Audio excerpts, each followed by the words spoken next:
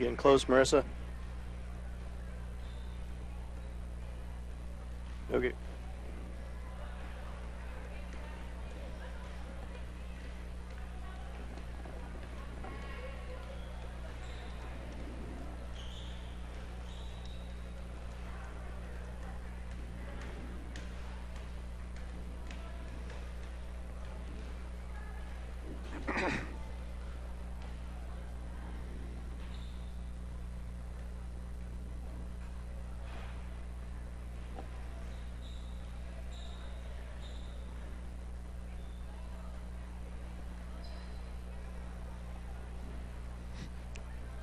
Now, welcome everybody to Moran, Kansas, Marmonton Valley High School, where tonight the St. Paul Lady Indians, boys and girls, will take on Marmonton Valley in a big Three Rivers League game here tonight. The Indians coming off a tough loss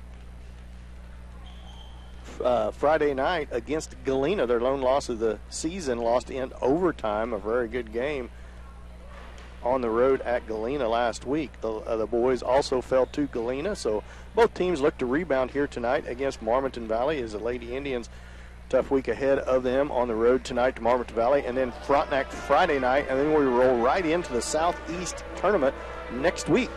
And I tried to look up brackets today. I think they had to revise a bracket. I believe there was a mistake on it, but the Lady Indians, I believe, are going to be the #1 seed in that tournament. We'll probably play Monday night. I think the boys will play Tuesday night, but we'll know more as the week goes along. From Friday night, I will bring you up to speed on exactly when the boys and girls will play. So it'll be a long week next week and a couple road games this week, and see if the Lady Indians can rebound here tonight. The Lady Indians had a chance to put that game away at Galena. It was a back-and-forth game. Lady Indians led a lot of the way, not by very much. And Caitlin O'Brien fouled out in the fourth quarter, about 4 minutes to go. The Indians still had a chance to take a 4-point lead with less than a minute to go, and couldn't get a little bunny shot to go under the basket to get that 4-point lead. Galena promptly come down tied to score and then won in overtime, in a back-and-forth overtime. It went back and forth a little bit, and Galena come out on top. Galena, a very good team, so I know a tough, good test for St. Paul. I know Coach Tuck likes the competition during the season to get you prepared for sub-state and hopefully a state run. So more competition during the year, the better off you are when you get in them games later on in the year. And that's the case this week. As I said, we're up at Moran, Kansas, Marmonton Valley High School, and then Friday night we'll be at Frontenac. For everybody, I want to thank everybody for listening. Pre-game sponsor, Richie's Pharmacy pregame show, and our title sponsor is Farmers Bank. They're in St. Paul. Our tip-off sponsor will be Styles Fitness and More tonight. I want to thank all our sponsors. I want to invite everybody to join our live stream. Just get on the 105.5 website. Click on the St. Paul Indians logo. It should take you right to YouTube and a live stream. We had a live stream going earlier and turned it off, so you're going to have to wait a minute for it to get loaded back up. I believe we had a little issue with some stuff on the screen. I think we got that alleviated. It looks good on the computer screen now, so we should be good to go here in about a minute until tip-off. Hopefully that gets loaded and up and running, as it looks like we're good on this end, so we'll see how that goes. I thank everybody for listening here. It's Dan Bitt alongside Keaton McCracken tonight. The old man Mike's on the road and gone this week, so Keaton and I will be, well, at least Keaton tonight's going to hold down the fort for his old man. Aren't you, Keaton? I'm going to try to do the best I can, Dan. I know you will. You always do, and you'll do a great job as we get set to get underway, as we're getting set to go over the starting lineups. I want to thank everybody for joining us here. Big Three Rivers League game. The Lady Indians look to rebound. I'm sure they worked on a lot in practice Monday. I think yesterday worked a lot in practice. I know they're not happy with their shooting percentage, the way their shooting percentage is going, but you got to work through that as the season goes along. That'll keep hopefully getting a little bit better, as the Lady Indians, it wasn't horrible the other night, played hard, had a lot of points off of their defense, but Galena played a tough man-to-man defense too, so I know they want to cut down on the turnovers here tonight, try to increase that shooting percentage.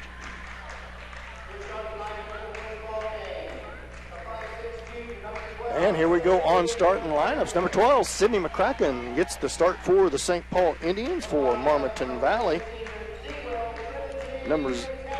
Gutierrez gets the start, 5'7" senior for Marmonton Valley. For the Lady Indians, senior Sydney Rice, coming off a good game the other night, scored in double digits the other night Friday night at Galena. And then number 2 comes off the bench, Griffith, for 5'8" sophomore for Marmonton Valley. Next, the young freshman, Katie Carter, gets the start for the Lady Indians here tonight.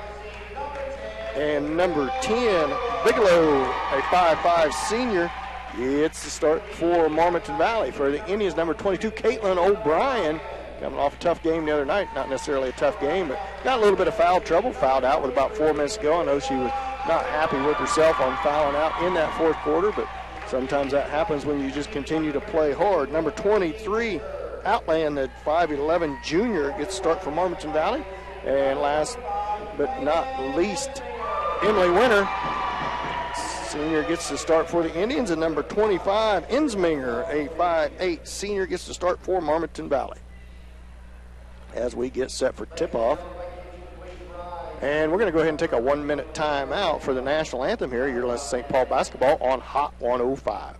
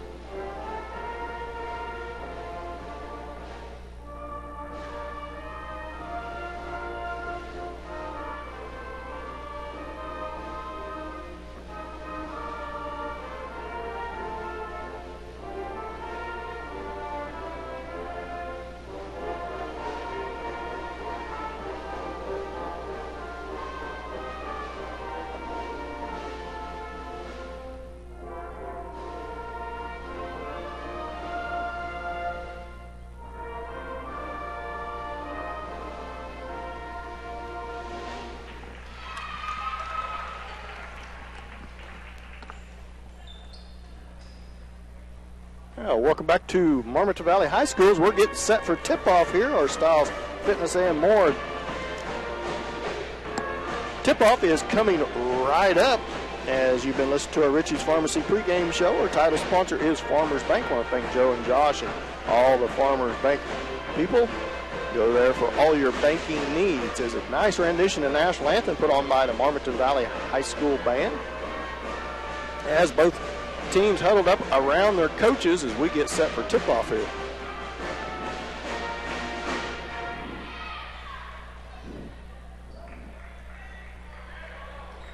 As each team takes to the court, again, it's Carter, O'Brien, McCracken, Rice, and Winter on the floor for the Indians. As Outland set to tip off against O'Brien, tip is controlled by the Lady Indians. And we're underway here in this Three Rivers League game. McCracken has the ball at the baseline, dribbles up to the left guard, swings it around to Rice. Rice is going to get called for the walk right off the get-go, so a turnover right off the start for the Lady Indians. I never saw travel, but apparently the ref did. As a little full-court pressure applied by the Indians. Marmonton Valley gets it ahead to Outland. Outland over to Bigelow. Bigelow handles the ball. Carter's on her. Right through the hands of number 25, Insminger, and out of bounds. A turnover against the Wildcats gives it right back to the Lady Indians. No score in the game. Just underway here. 7:29 left to go in the first. Rice swings it around to Carter at right wing. Carter back up top to O'Brien. Swings it around to McCracken. Looks like a little zone defense. Maybe a 1-3-1 zone applied by Marmonton Valley. Carter swings it over to O'Brien. O'Brien inside to Winter at the left block. Partially blocked. Gets her own rebound. Gets it back out to O'Brien. O'Brien swings it up top to McCracken. McCracken, a little 10-foot jump shot off the bank, and good. Sydney McCracken gets the Lady Indians on the board. And that's going to be a turnover against Marmonton Valley. He's going to give it right back to the Lady Indians under Marmonton Valley's basket. 2-0. Lady Indians lead off of McCracken's shot. O'Brien swings it to McCracken. She reverses it up to Carter. Carter all the way around to Rice. Rice drives that baseline. A nice screen, and shots up no good, but she'll go to the line to shoot 2. Nice screen set by Winter there. Give Rice a lane all the way to the basket. So Rice goes to the line to shoot 2. Sydney Rice coming off a nice game at Galena the other night. Always gives 110%. Misses her first. Score remains 2-0. Second shot is up and good. Rice 1-2 from the free throw line. And Marmonton Valley right back down with the basketball. Bigelow with it. Up top against Carter. Drives towards the right elbow. Swings it off. Shot from the baseline. Up and no good. Rebound. Fought for. And on the floor. And it's still on the floor. Still fighting for it. Gets it away. Marmonton Valley with possession. Gets it back to Bigelow. Bigelow over to the right wing position. That is Gutierrez, and it's going to be a turnover on the inlet pass to Outland. Out of bounds on the Wildcats. Gives it back to the Lady Indians. 3 possessions for the Wildcats. 1 shot at the basket. The rest has been turnovers. Rice comes back down with the basketball. A little extended 1-3-1. A little pressure by Marmonton Valley. Carter at right wing. Up top to O'Brien. Left wing to McCracken. Inside to Winter. Winter turns around. Gives it a nice give and go to O'Brien. She scores and is fouled. Good look by Emily Winter as O'Brien was coming down the weak side on the cut to the basket and gets it off the backboard and scores. What'd you think of that play, Keaton? Seeing a little better team chemistry tonight, Dan, than we did the other night in Galena. So far, so good as O'Brien in and out on the free throw, cannot convert.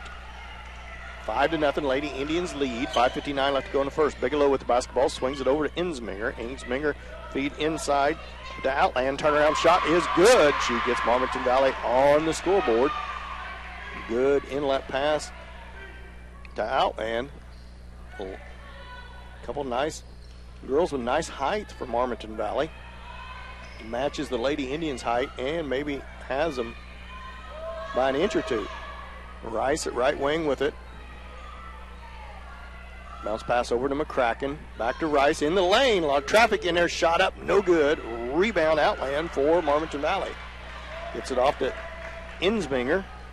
Insminger all the way down to the right wing possession. Up top to Bigelow. Bigelow looks inside. Picks up her dribble. Carter's all over. Trying to get it away. And a steal by Rice. Rice on the breakaway down the right-hand side of the lane. Here's a layup. And she misses it. Rebound Marmonton Valley, and that's going to be a foul on Caitlin O'Brien, I believe. No, excuse me, it's going to be on Rice. Foul on Rice on the reach. As Rice misses the layup on the breakaway. Still 5-2. Lady Indians lead by 3. Gutierrez feeds it back to Griffith. Griffith over to Bigelow. Bigelow back up top to Griffith. She's guarded by Rice. Rice needs to be careful not to pick up a second foul here. She picks up her dribble. Finally gets it out to Outland. Outland into Bigelow at the free throw line. Kicks back out to Griffith. Griffith stands near the left elbow. Feeds back up top to Bigelow. Now over to the left wing to Outland. Outland guarded by Winter. Up top to Gutierrez. Gutierrez gets it stripped away by Winter. She tries to feed it ahead to Rice. Gets it ahead to Rice. Rice all the way in. Layup good. Nice athletic move by Sydney Rice. A couple defenders down there for Marmonton Valley, but she split them. A little up and under scoop shot. Gets it to go. And right back down comes Insminger. Feeds it off to Gutierrez, excuse me. Now Griffith has it, and the basketball ended up on the court. So now it's going to be Marmonton Valley's ball on the sideline. And somehow ball ended up out on the court as subs come in for both teams as Hutcherson and Coombs and Wattrick, all three come in. Carter and O'Brien stays on the floor. So we got Wattrick, Carter, Hutcherson, O'Brien, and Coombs on the floor for the Lady Indians. And it's going to be a travel against Marmonton Valley. Gives it right back to the Lady Indians. Lady Indians lead 7-2. 3:56 left to go here in the first.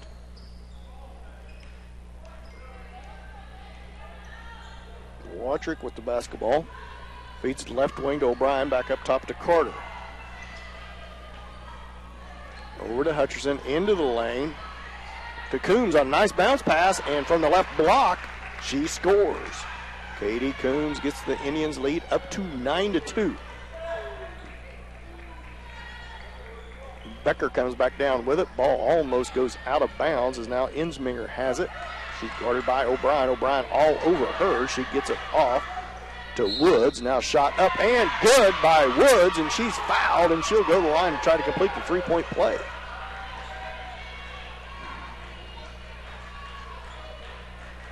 Woods coming in off the bench.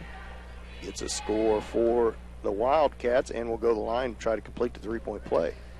She is fouled by Carter. Her first, team foul number 2 on the Lady Indians. Shot up and off the rim, no good. And that's going to be a lane violation on the Indians. On Hutcherson is going to give Woods another shot at the free throw. Shot on its way and in and out, no good. Rebound, Watrick. Watrick feeds it ahead to Hutcherson. Hutcherson reels it into right wing, back to Watrick. And now it's stolen away and out of there by Becker. Becker all the way down, pull up 10-footer, no good. Tapped around, Hutcherson controls it. Almost steps out of bounds, keeps control of it.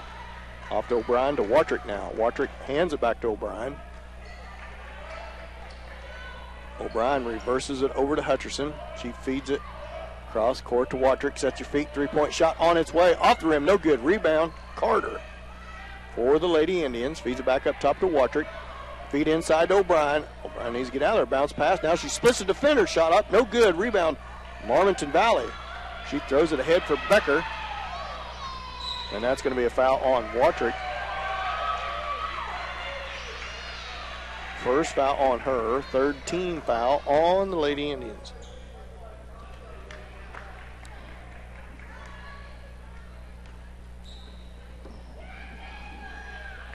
Becker set to put the ball in play as Winter comes in and Rice. Carter is out. Gets her first break of the game and logging a lot of minutes here in the first quarter. Finally get it into Gutierrez and tipped out of bounds by from Marmonton Valley. Touched them last.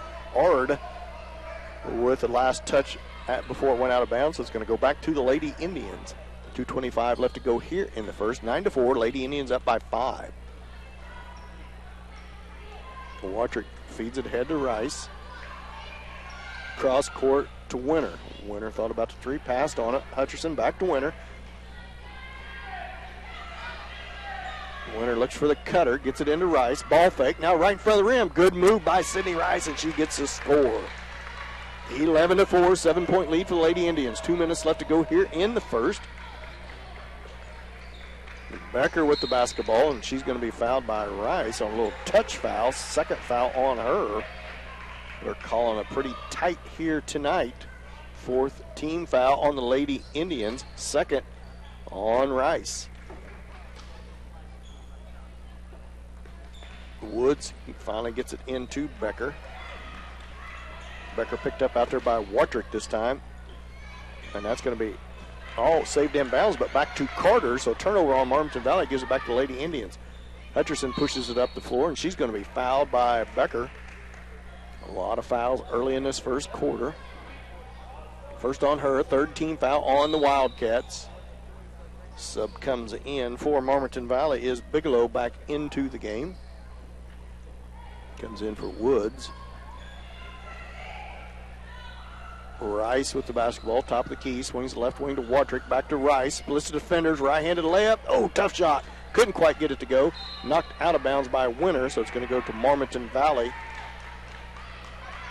1:28 left to go in the first, 11-4. Lady Indians lead. A little token full court pressure. Watrick up there on Becker. She swings it ahead to Bigelow. Bigelow picked up out there by Rice. Rice playing with 2 fouls here in the first quarter. And Hutcherson knocks it out of bounds. It'll stay with the Wildcats. As now McCracken comes in for Hutcherson. As it's Wildcat basketball. 1:16 left to go here in the first. 11-4. Lady Indians lead. Watrick cuts Becker off in the corner, feeds it inside to Outland, and she's going to be fouled, and she makes the shot as she was leaning backwards away from the defense. And she's going to get the bucket to go and foul. 11-6, Lady Indians by 5. Outland trying to cut it to 4. First on Katie Coons, 5th team foul on the Lady Indians. Outland's shot is right through there. 11-7. 4-point lead for the Lady Indians. Rice with the basketball, feeds it to McCracken. Cross-court pass to Winter. Winter steps towards the baseline. Now back out, cross-court to McCracken.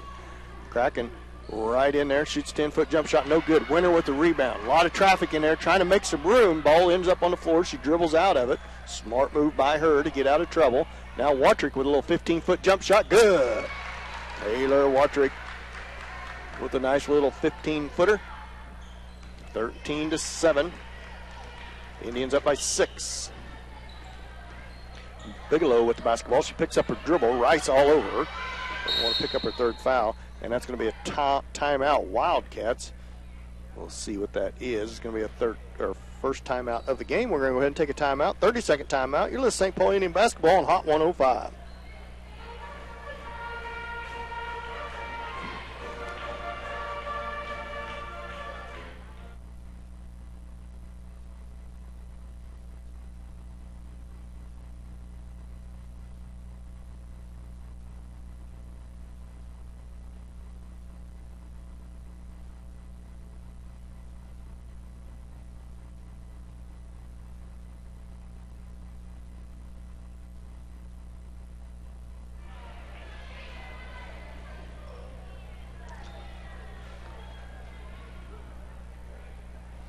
Well, that timeout was brought to you by St. Paul's Supermarket. For all your grocery needs, go to the St. Paul Market. Marmonton Valley's ball coming out of that timeout. That's St. Paul Supermarket timeout. As they get it in, it's going to be a travel called on Gutierrez. Gives it back to the Lady Indians. 22 seconds left to go here in the first. 13-7. Lady Indians up by 6. Watrick with the basketball. Way down in the corner to Winter. Back to McCracken. Cross-court pass over to Rice. Rice looks inside, ball fake, now drives in, kicks it out to Watrick, swings it to McCracken. McCracken, another 13-footer on the way, crawls off the rim, no good. Rebound, Bigelow. And that's going to be the end of the first quarter. At the end of the first quarter, 13-7 is the Lady Indian lead. We'll be back after this 1-minute timeout. You're listening to St. Paul basketball on Hot 105.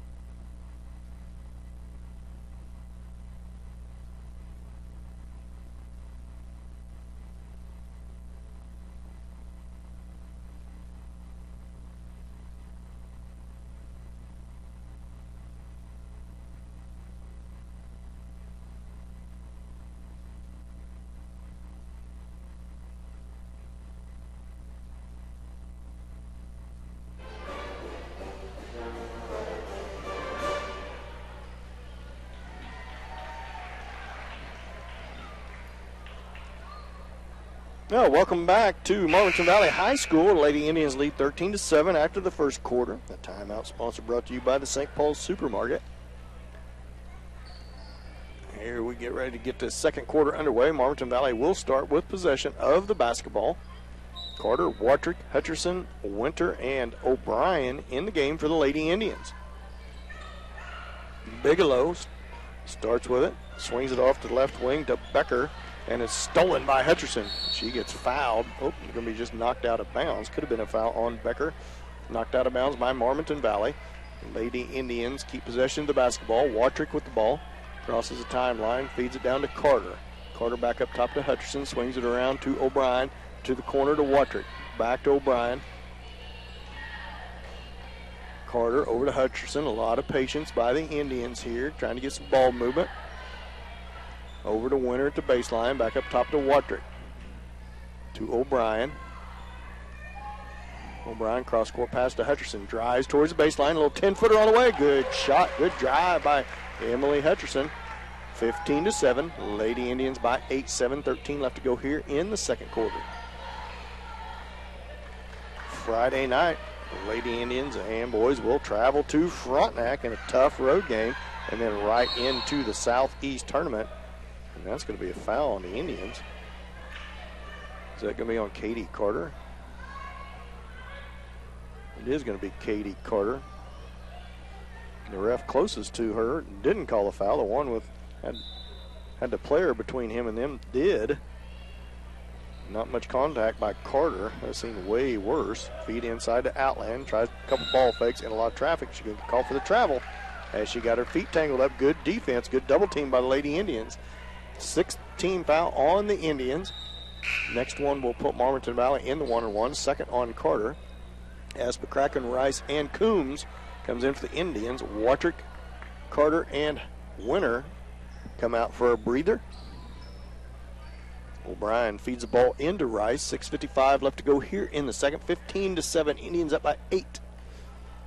Rice feeds it over to McCracken. Cross-court pass up to O'Brien. Feed inside to Rice. Rice kicks it out. 15-footer on the way by McCracken. She drains it. Nice little shot from the right elbow. Right back down comes. There's McCracken. Mistimed her jump. Had a chance at a steal. Ball's on the floor. Bigelow with it. Feeds it. Knocked out of bounds. It's going to be out on Marmonton Valley. Oh. Yeah, just Griffith knocked it out of bounds. Go back to the Lady Indians as Woods checks back in for the Wildcats.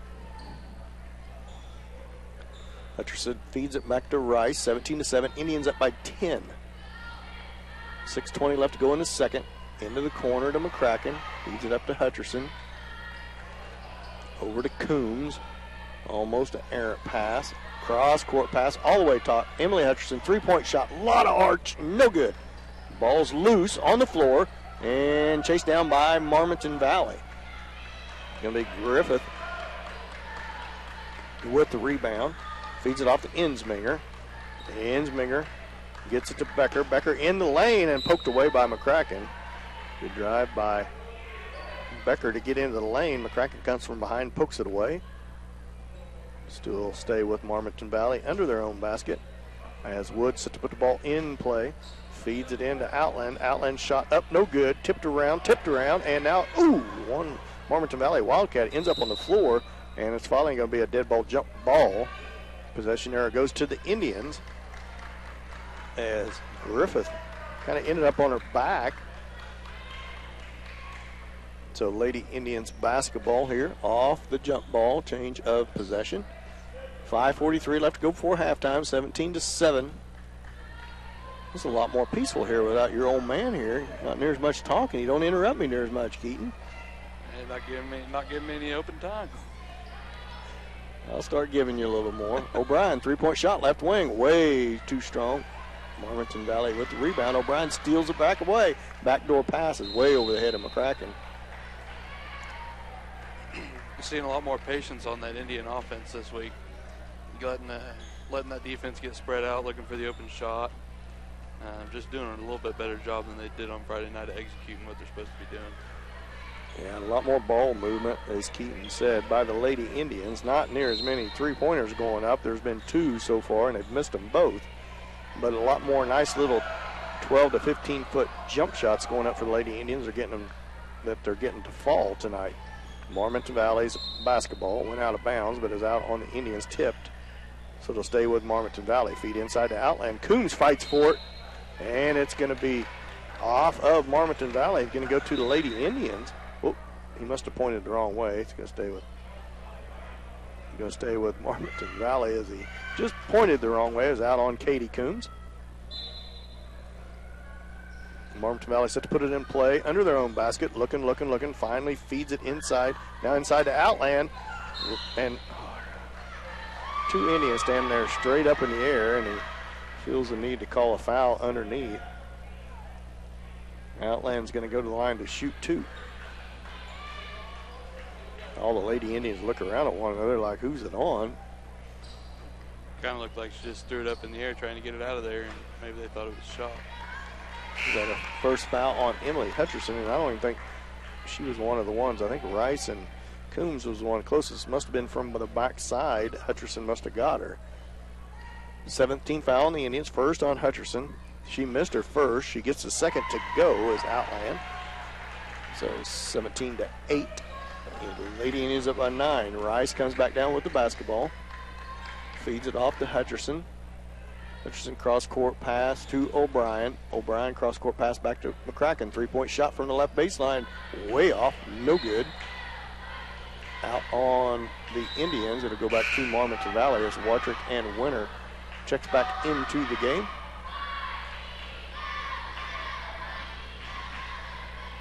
I really want to thank Keaton for stepping in and helping for Mike while he's gone on work. I look forward to having Mike back next week at the Southeast Tournament. It'll be a long week next week. Probably Monday, Tuesday, Thursday. Could be Thursday, Friday, Saturday games. Hopefully the Indians will be in championship game come Saturday. But a very tough Southeast Tournament. Turnover on Marmaton Valley.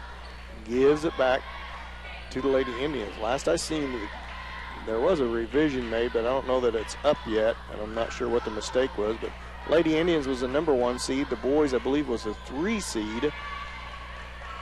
I know there's a change on the boys' game, who they're playing. Cross court to Hutcherson. Hutcherson shot up and good. Emily Hutcherson with a little 10-foot shot. I'll try to look here at halftime, get on Southeast website, see if it's updated yet to give you guys an update if you want. To look for yourself, get a USD 247, I believe it, or is that right, Keaton? I think so, 247. Yeah, 247, and click on their mid-season tournament. Should be bracket for girls and boys if they have it updated yet. Marmaton Valley shot on its way up, off, no good. Fought for by a couple Indians. It's going to be out on the Indians. They couldn't control the rebound. It'll stay with Marmaton Valley. 19-8, Lady Indians up by 11. 3:44 left to go here in the first half. I want to thank everybody for joining us. If you want to stream the game live, if you can't make these road games, just get on 105.5's website, Chanute Radio. Click on the St. Paul Indian logo. It'll take you to YouTube, and just click on the live stream YouTube stream, and it'll take you right to the ball game. McCracken travels with the basketball. She tries to drive off the left side as her and Hutcherson both come out. Wartrick, Rice, Coombs, O'Brien, and Winter all in the game. Rice playing with 2 fouls. Want to be careful here. 3:28 left to go here in the second. Feed inside to Outland. Spins to the middle of the lane. Shot on its way off the bank. Good. Tough shot. Up and in by Outland. 19-10. And Lady Indians up by 9. 3:12 left to go here in the first half. Lady Indians up by 9, 19-10. O'Brien with the basketball. Right wing to Coombs. Coombs to O'Brien to Wartrick. Long three-pointer by Wartrick. And she drains it from the left wing. First three made by the Lady Indians tonight. Right back down the floor comes Becker. She about loses it. And now it's stolen away by Caitlin O'Brien. She streaks down the left-hand side of the floor. Tries to feed it back to Wartrick. And now Rice comes out there with it. Layup good. Good hustle by Sydney Rice to get in on the action. And it's going to be a timeout. Marmaton Valley full timeout. So we're going to take a 1-minute timeout. You're listening to St. Paul basketball on Hot 105.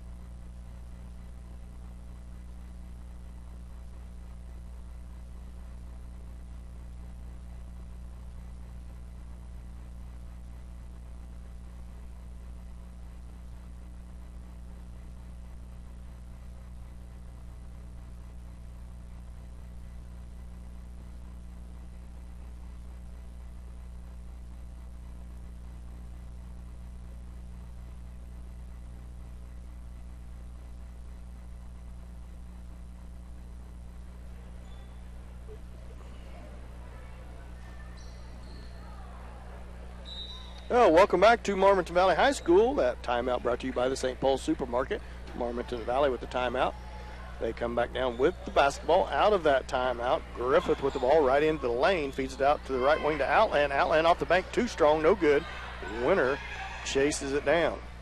She feeds it off to Rice as she streaks down the center of the floor. Into the lane she goes. A lot of contact, no call. Winner, three-point shot, top of the key. Boom. Drains it from the top of the key. Indians heating up from three-point land as Watrick. And now Watrick almost with the steal. Ball's on the floor. She does come up with it. Feeds it to Rice. Rice on the layup. Good. Good hustle by Watrick as she steals that ball on her knees. She now has another steal. Now the ball's on the floor. O'Brien dribbles it from her knees. Feeds it up to Coombs. Nice play up to Winter. Winter with the right layup. Good. Lady Indians playing hard off that defense now. 31-10. 21-point lead. Poke from behind by Watrick. Winter with it now. Winter down the right-hand side of the lane. Feeds it to Watrick. Watrick's left side, no good. Rice with the rebound. Put back, no good, but she's fouled.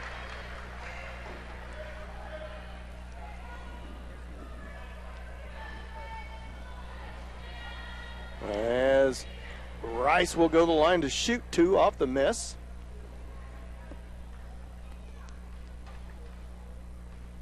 As she settles in for her first, it's on its way and right through there and good. Indians really heating up, playing off that defense now, Keaton. That's right, that defense is really heating up for them now.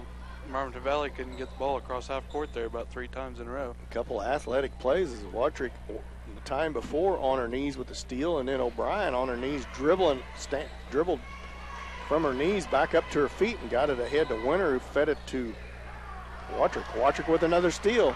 Or Rice with the steal. Give it to Watrick. Back to Rice. She misses. Watrick with the rebound. Feeds it back to O'Brien. Little 7-footer. Good.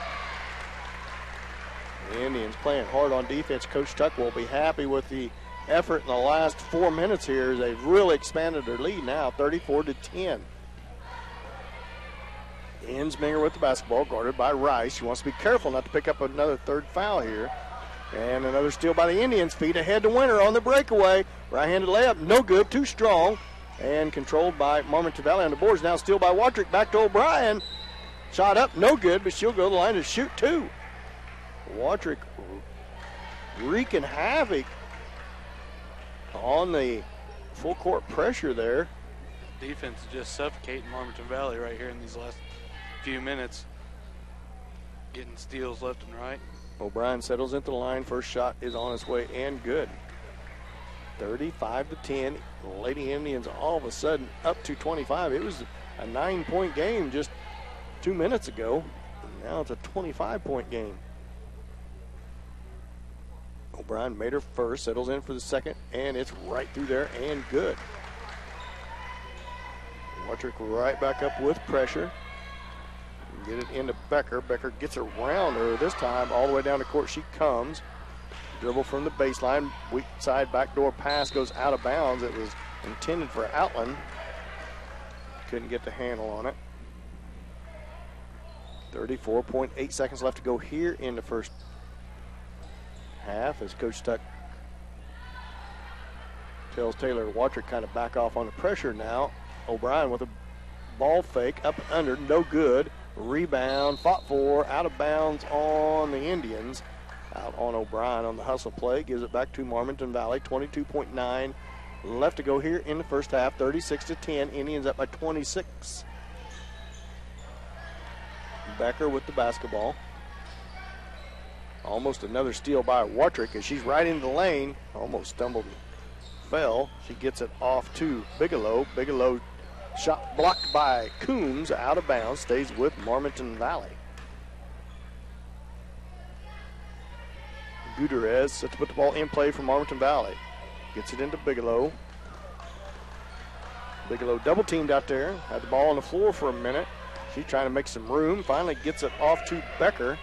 Shot at the buzzer, no good, and at halftime, our halftime score, Lady Indians 36, Marmonton Valley 10. We'll be back after this 2-minute timeout. You're listening to St. Paul Indian basketball on Hot 105.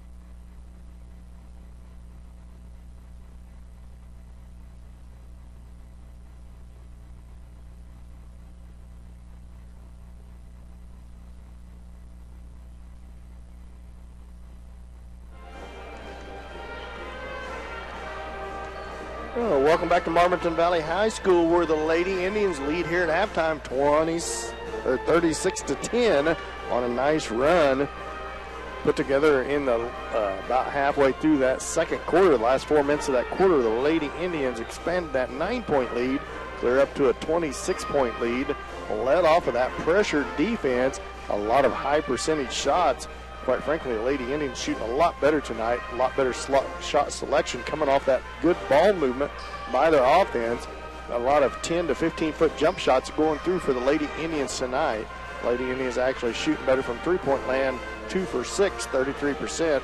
It's quite a bit better than what they have been shooting. They started out 0 for 2, but Wadrick and Winter both connect on a 3 there in that second half of that second quarter, right before half. That has expanded that lead to 36-10. What do you think of the first half, Keaton? I think we saw a lot of improvement from last week. Like I said earlier in the first quarter, a little more patience, and we've been talking about it here back and forth. That defense has just really came alive in that second quarter. About 4 minutes left. But yeah, the patience on the offense, just getting those clear shots, getting those open shots. And then the shots falling, they're having a little bit of trouble with that the other night against Galena, getting those shots to fall. But tonight seemed to be doing just a little bit better in that area too. A little bit better overall. I want to thank everybody for listening to our St. Paul Tire and Lube halftime show. Keaton and I are glad to be bringing you the halftime show. Yeah, the Lady Indians playing a lot better tonight. 17 fouls in the first half on the Lady Indians. Rice with 2 fouls, I believe. She is the only one that has 2. I'm not 100% positive on that here. I'll look that up here after we come back from our next break. When we come back from our next break, we will have all of the first half stats for the Lady Indians. We'll be back after this 2-minute timeout. Here to St. Paul Indian basketball on Hot 105.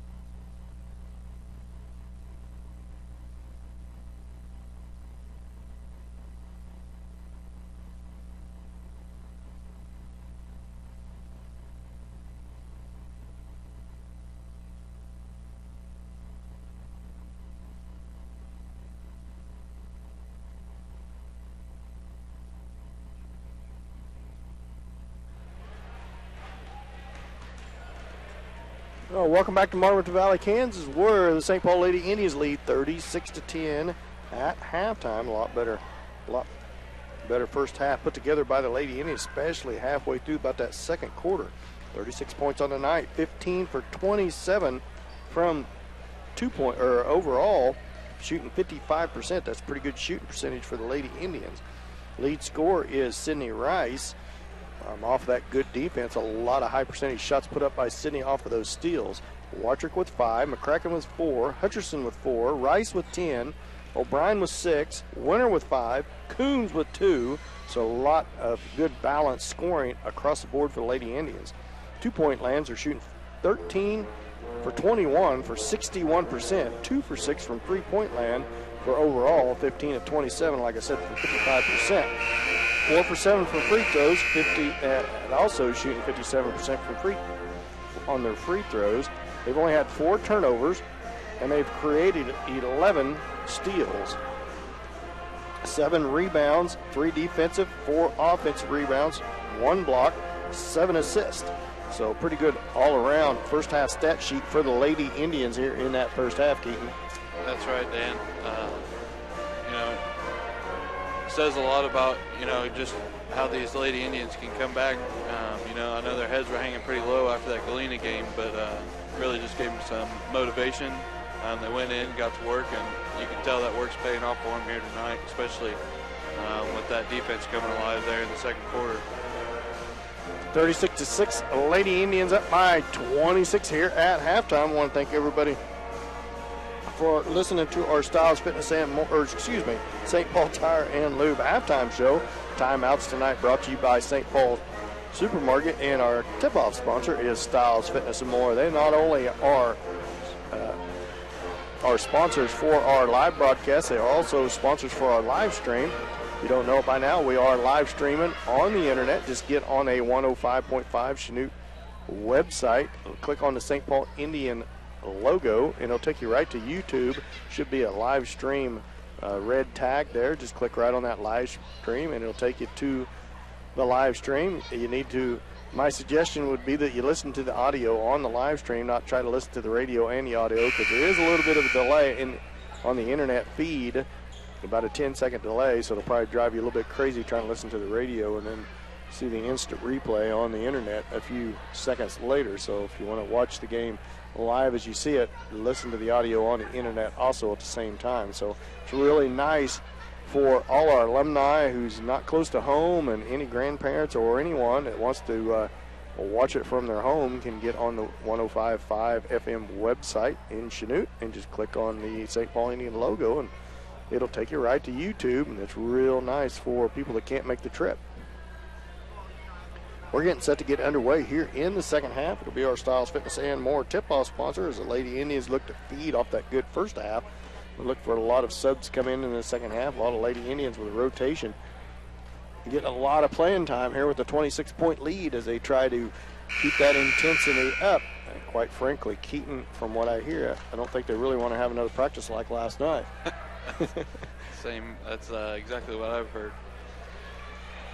But seeing the junior high ball game, Lady Indians come out of practice. They was all red-faced, but they all had a lot of smiles, not scared to work hard from Coach Tuck and Coach Burke. And wasn't complaining about it, just a pretty tough practice, I believe. And as a steal for the Indians, it gives it right back to Winter. Winter's shot is up and good, but it's not going to count. It's going to be on the floor, so the Lady Indians start off good here in the second half with a steal. As Lady Indians basketball under their own rim, first team foul of the second half on the Wildcats. First on Insminger, feed into McCracken, up to Winter. To Hutcherson. Hutcherson with a ball fake into lane. 10-foot jump shot, no good, but she's fouled.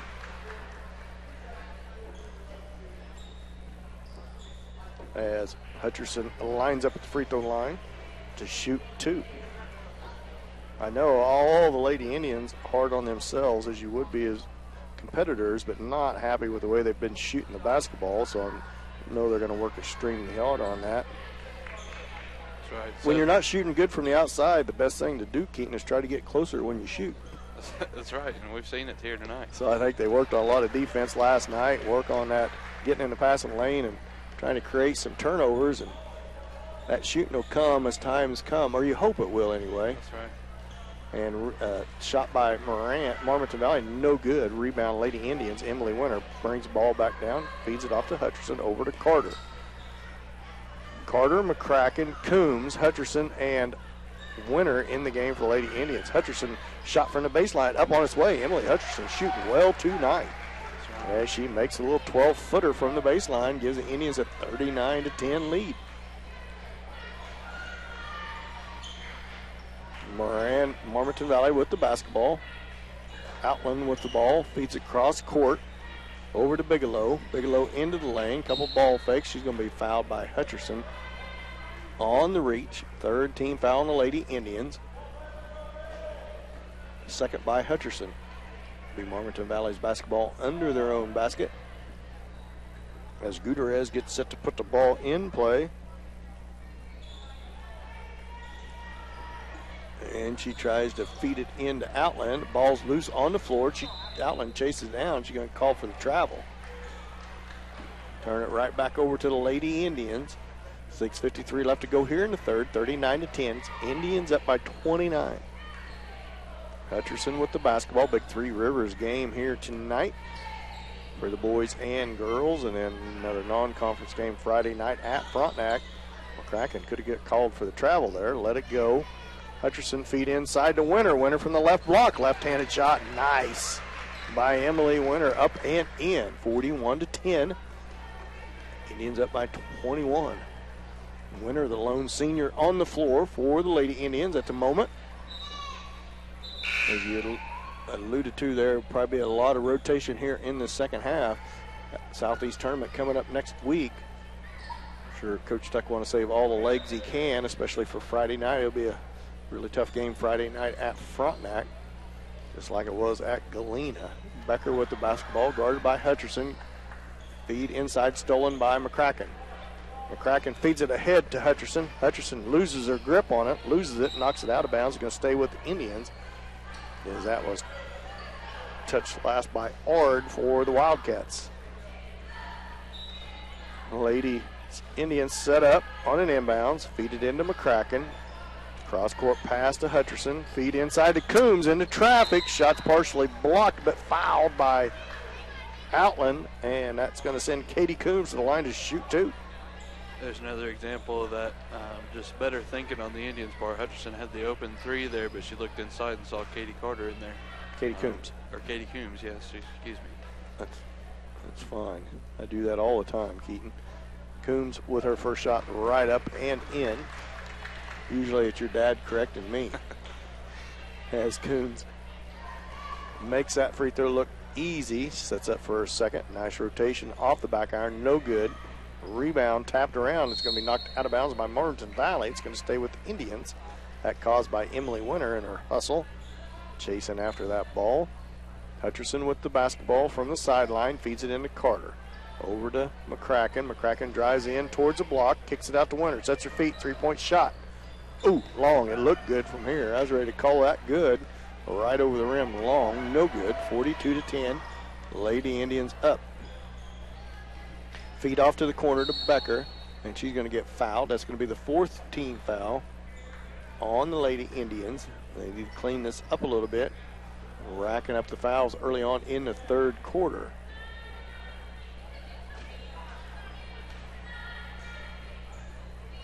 Second foul on, who was that on, Keaton? That was third foul on Hutcherson.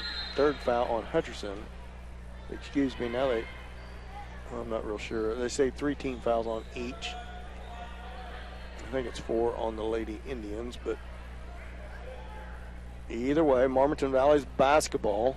Third foul picked up by Emily Hutcherson, so she's going to have to be careful here. Becker with the basketball for Marmaton Valley. Tipped around, stolen by Hutcherson. Hutcherson gets a poke back away, and a steal from Becker. Feeds it ahead to Gutierrez. Shot up, no good. Rebound, Outland. Shot no good. Tipped around, and finally controlled by Coombs for the Indians. She feeds it ahead to McCracken. McCracken gets it stripped away by Outland. She traveled. Nobody calls it. And Marmaton Valley comes out with it. Hard up to Gutierrez. Stolen from behind. Now going to be knocked out of bounds as McCracken couldn't handle it. As O'Brien, Rice, Foley, and Wattrick all check in for the Lady Indians. Hutcherson, McCracken, Winter, and Carter comes out. Coombs stays in. So here's that rotation, Keaton. 5:05 left to go in the third. 42-10. Indians up by 32. Marmaton Valley's basketball. Feed inside to Gutierrez at the baseline. She's tied up under the basket, and she's going to be fouled under the basket. Yeah, we're going to start seeing a lot more rotation here. Like you said, keep them legs fresh for next week, and especially the tough game in Frontenac this Friday. Foley with the foul. Third team foul on the Lady Indians. Bigelow with the basketball, guarded by Rice. Feed inside, stolen by Coombs. Coombs comes down the left-hand side, loses it for a minute, kicks it out to Rice. Rice towards the elbow, now dribbles back out. Kicks it up top to Foley. Foley reverses it back to Rice. Rice cross-court pass to Watrick. Watrick feed inside O'Brien. In traffic, left-hand side. Nice move by Caitlin O'Brien around that double team towards the left block and gets it with the left hand. 44-10. 24-point lead, or 34-point lead for the Indians, and that's going to be a timeout for, not sure who called that timeout. We're going to go ahead and take a timeout. We're going to take a full timeout, 1 minute timeout. Let's St. Paul basketball on Hot 105.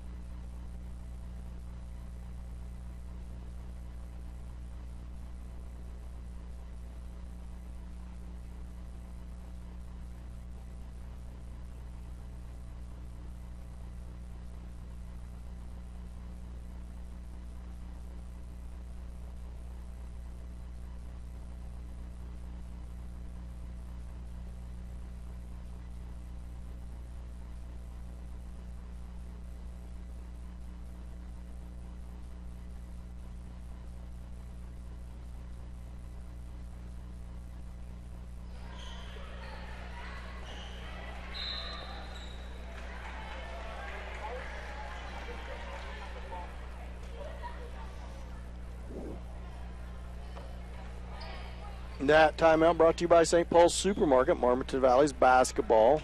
As Emily Winter comes to the scores table. Marmaton Valley feeds it side, stolen by Foley. Good hands by her. She comes down the left side, feeds it back out to O'Brien. Good job by her. Gets it to Rice. Shot from the free throw line. Good. Sydney Rice drains a 15-footer. 46-10. Indians up by 36. Almost stolen out there by Rice as Bigelow comes back down with it. She's pestered out there by Rice. And that's going to be a foul on Watrick and the aggressive defense on Gutierrez. Second on Taylor Watrick. Fourth team foul on the Lady Indians as Coombs comes out. And Winter checks back in for the Lady Indians. Bigelow set to put the ball in play, does get it into Insminger. Insminger's going to get called for the travel. She drug her right pivot foot. So to give it back to the Lady Indians. Foley getting ready to put the ball in play off the sideline to Rice. 3:44 left to go here in the third. 46-10. Lady Indians lead. Off to O'Brien at the right wing. Back up top to Foley. Reverses it to Watrick. Screen set, three-point shot, and she drains it by the left side. Winner with a screen on the block to prevent the defender to get out there. Watrick took her time, set her feet, and drained a three. Insminger back down with the basketball, picked up out there by Foley. She loses her footings. Now Insminger into the lane, all the way down, shot up and in. Watrick right back down for the Lady Indians. Into the lane, kicks it out to O'Brien. She ball fake, into the lane, shot from the block, short, no good. Rebound, Outland. Outland to Gutierrez. Gutierrez spins away from the defense. Gets it off to Insminger. Insminger back to Gutierrez. She looks inside for Outland. Good bounce pass inside. It's going to be a foul on Emily. Maybe calling a double foul. Stuck both arms out. Let's see what he calls here.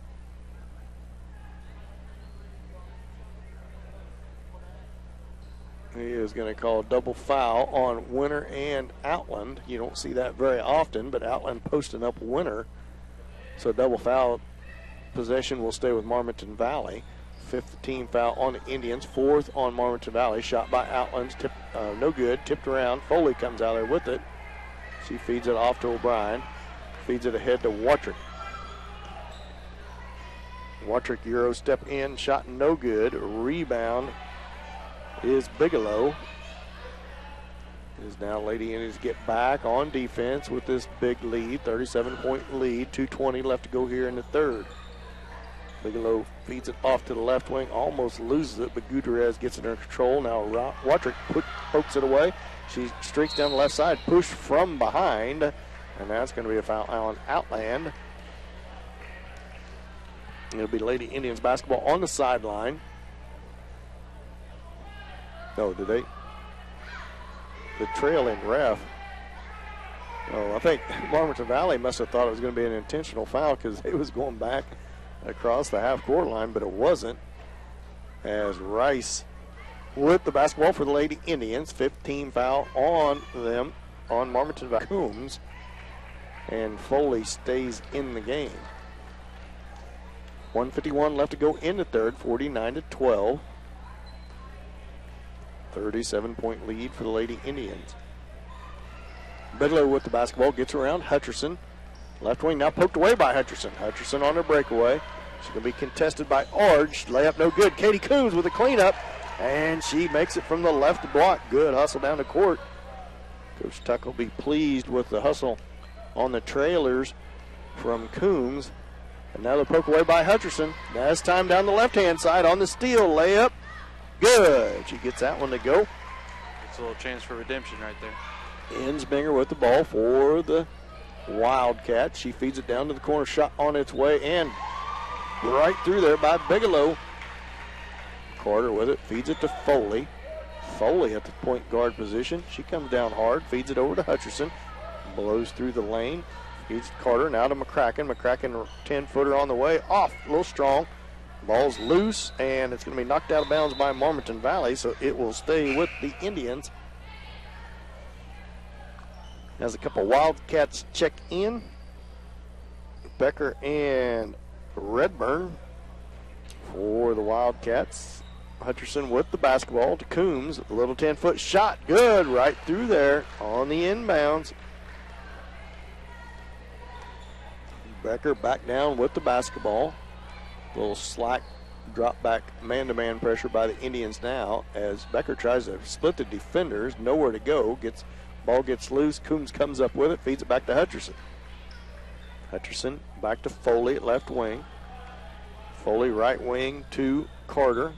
Carter bounce pass inside to Coombs. Coombs puts the ball fake. Shot from the baseline is too hard. Rebound Gutierrez for Marmaton Valley. Gutierrez comes back down. She's going to be bumped by Carter. That's going to be 16 foul on the Lady Indians. I believe it's going to be the third on Katie Carter. And it is with 12 seconds left to go here in the third, 11.9 to be exact. 55-14, Lady Indians up big here at Marmaton Valley. Gutierrez with the ball. 8 seconds left. She drives into the lane, tries to spin around. She's going to be tied up, stolen away by Hutcherson. 3 seconds left. Hutcherson tries to baseball throw it. And that's going to be the end of the third quarter. At the end of the third quarter, Lady Indians 55, Marmaton Valley 14. We'll be back after this 1-minute timeout. This is St. Paul basketball on Hot 105.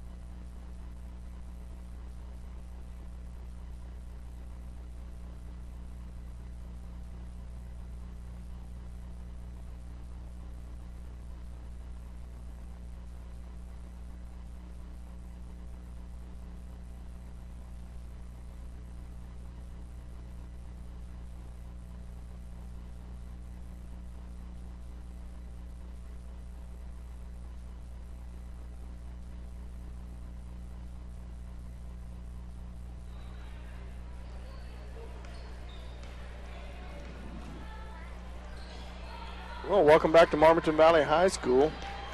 Welcome back from our St. Paul Supermarket timeout as we start the fourth quarter. Coombs turnaround shot. Lady Indians start with possession. Misses it. Marmaton Valley with the rebound. 55-14, Lady Indians lead. Gutierrez tries to feed it inside. Slapped away by Coombs. Out on her. It'll stay with Marmaton Valley. Key here in this fourth quarter with this big lead for the Indians is going to be keeping the intensity up, especially with the rotation going back and forth, 4 people at a time. Gutierrez feeds it in. Hutcherson and Becker collide, and Becker comes out there with it. Becker back down with the basketball. Ball's loose on the floor. Emily Hutcherson tries to chase her down. Becker gets it, splits a defender into the lane, and right out of bounds. Ooh. Back referee, I think, is going to call a foul now. And that is going to be on Carter, her 4th. And that'll put Marmaton Valley, I believe, in the 1-1. 17th foul by the Lady Indians.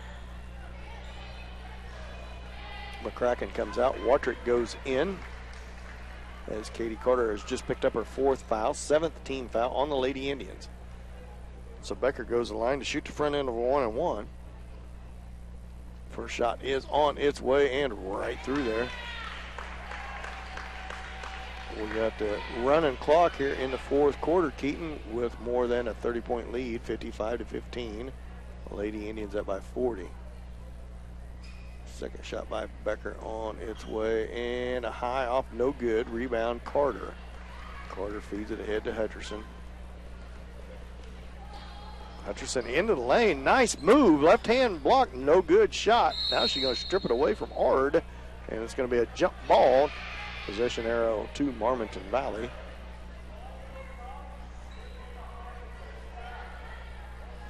So Marmaton Valley will retain. Gutierrez set to put the ball in play to Becker. 5:42 left to go in the game. 55-15. Lady Indians up by 40. Becker guarded by Hutcherson, slapped away by Hutcherson, knocked out of bounds. It's going to stay with Marmaton Valley.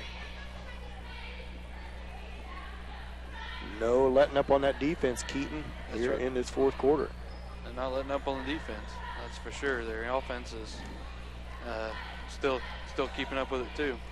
Becker feeds it into Gutierrez. She looks over the top and tries to get it over the top to Outland. Stolen out there by Watrick. Good defense on the front by Watrick.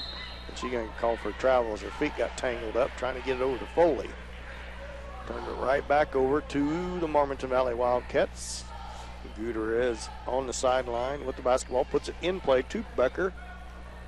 4:50 left to go in this game. 55-15. Lady Indians up by 40. And off of Insbinger's hands and right out of bounds. So it goes back to the Lady Indians. Sometimes when you get these big leads on that offense, it's kind of nice to get your confidence back in your shot. Take a couple shots maybe you wouldn't take in a normal situation. But at the same time, you want to stay disciplined. Watrick from the right block. Nice up and under move, and she gets it to go from the block. Gives the Indians a 57-15 lead. Marmaton Valley comes back down with the basketball. Becker with the ball picked up by Hutcherson. Hutcherson bumped a little ball, went out of bounds. They're going to call it out on the Indians. It'll go back to, or stay with Marmaton Valley, 4 minutes left to go in the game. 57-15. Indians up by 42.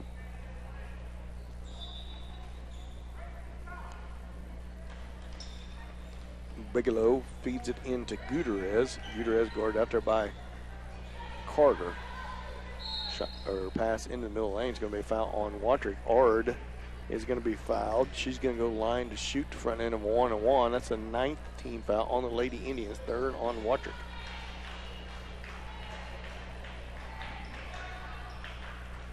Ard settles at the line for the front end of the 1-1. 3:23 left to go in the game. 57-15.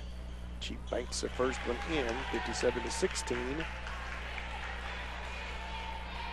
is the lead by the Lady Indians. Second shot on its way. Left-hand shot, no good. Rebound, Hutcherson for the Indians. Feeds it ahead to Watrick. So Foley, Carter, Coombs, Wattrick, and Hutcherson all in the game for the Lady Indians. 3 sophomores and 2 freshmen in the game for the Indians right now. Wattrick, three-point shot, left wing, good! So looking at the future for the Lady Indians here, as the only non-senior on the bench is McCracken. Mormon Valley with the basketball almost stripped away by the Lady Indians. Feed inside. Shot up, no good. Rebound, Coombs. Feeds it ahead to Hutcherson. Hutcherson to the right-handed layup, no good. Long. Carter with the rebound. Put back, no good. Rebound, Outland. And it's going to be a jump ball. Change of possession goes to the Indians. 2:08 left to go in the game. 60-16. Lady Indians basketball as they set up the inbounds play. Feed it into Coombs right there, and no good. Put back, no good. Carter fights for the ball on the ground. Marmaton Valley comes up with it. It's Gutierrez, feeds it ahead to Becker. Becker ahead to Ard, layup, no good. Rebound, Outland, putback, no good. And her second putback on the effort is good.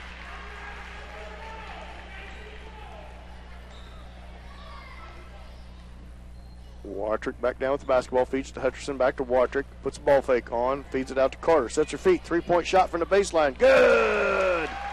Katie Carter nails a triple from the left baseline.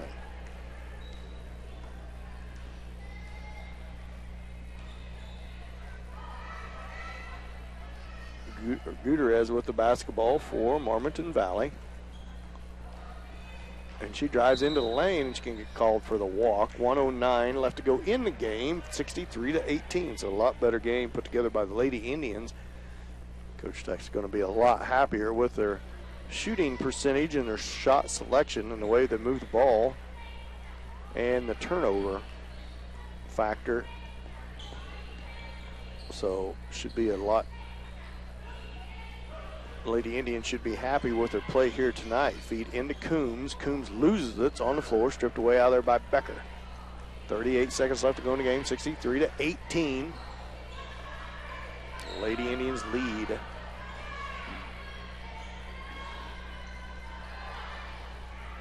Bigelow with the basketball, and it's out of bounds off of Marmaton Valley. Good hustle by Outland.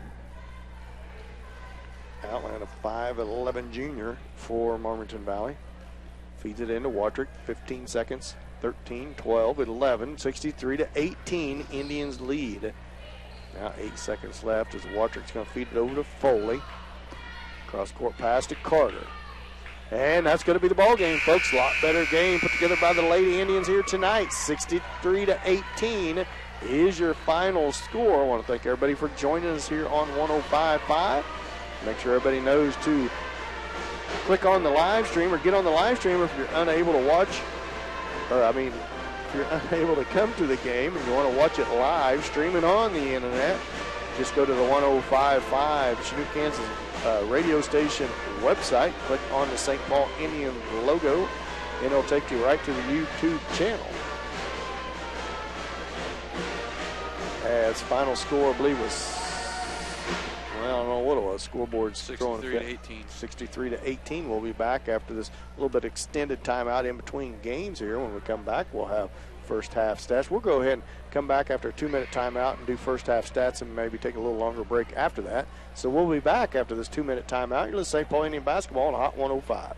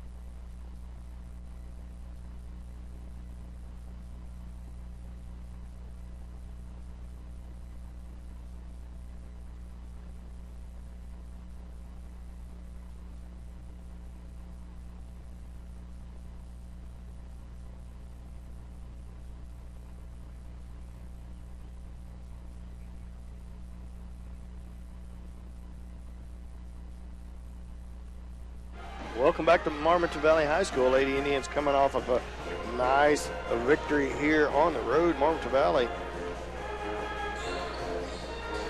for the Lady Indians, as the Lady Indians playing a lot better here tonight, Keaton.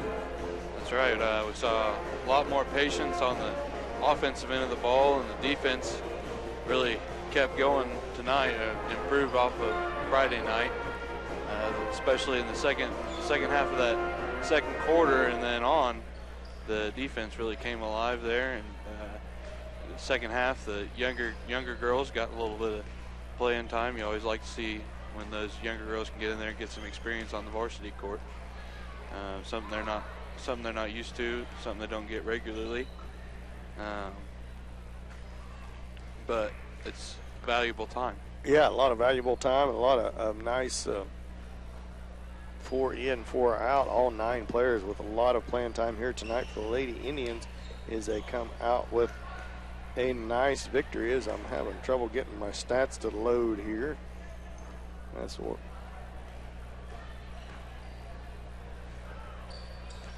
But the Lady Indians, irregardless, come out with a nice victory on the road tonight as the boys teams both out warming up. So that'll set them up for a good road game Friday night, as we will travel to Frontenac, as the boys and girls travel to Frontenac, non-conference, non-league game. So another non-league tough scheduled game for the Indians, Keaton. That's right. Frontenac's definitely going to be a tough game. It's a tough one every year, but you know, they got out there tonight, got that big lead, like I said, and you get that big lead, you can start taking some shots, maybe build some more confidence in your shots, taking those shots that you wouldn't take normally in a game, or maybe even working on working on your moves, working on your fundamentals, all that good stuff. We're going to go ahead and take another break. When we come back from that break, we'll see if I can get my stats to cooperate. We'll bring you final game stats as we're in between games here. There's about 10 minutes on the clock before the boys' game start. Actually, 11 minutes left before the next game starts. Our post-game sponsor is KW Trucking, and we need to come up with a derailed commodity player of the game. Player of the game, Keaton. That's usually Mike's job, and I'm kind of throwing you right under the bus here real quick. But we'll think about that during our next break. We'll have our derailed commodity player of the game when we come back from our next break. You're listening to St. Paul Basketball on Hot 105. Hey, Marissa, make it a 3-minute, please.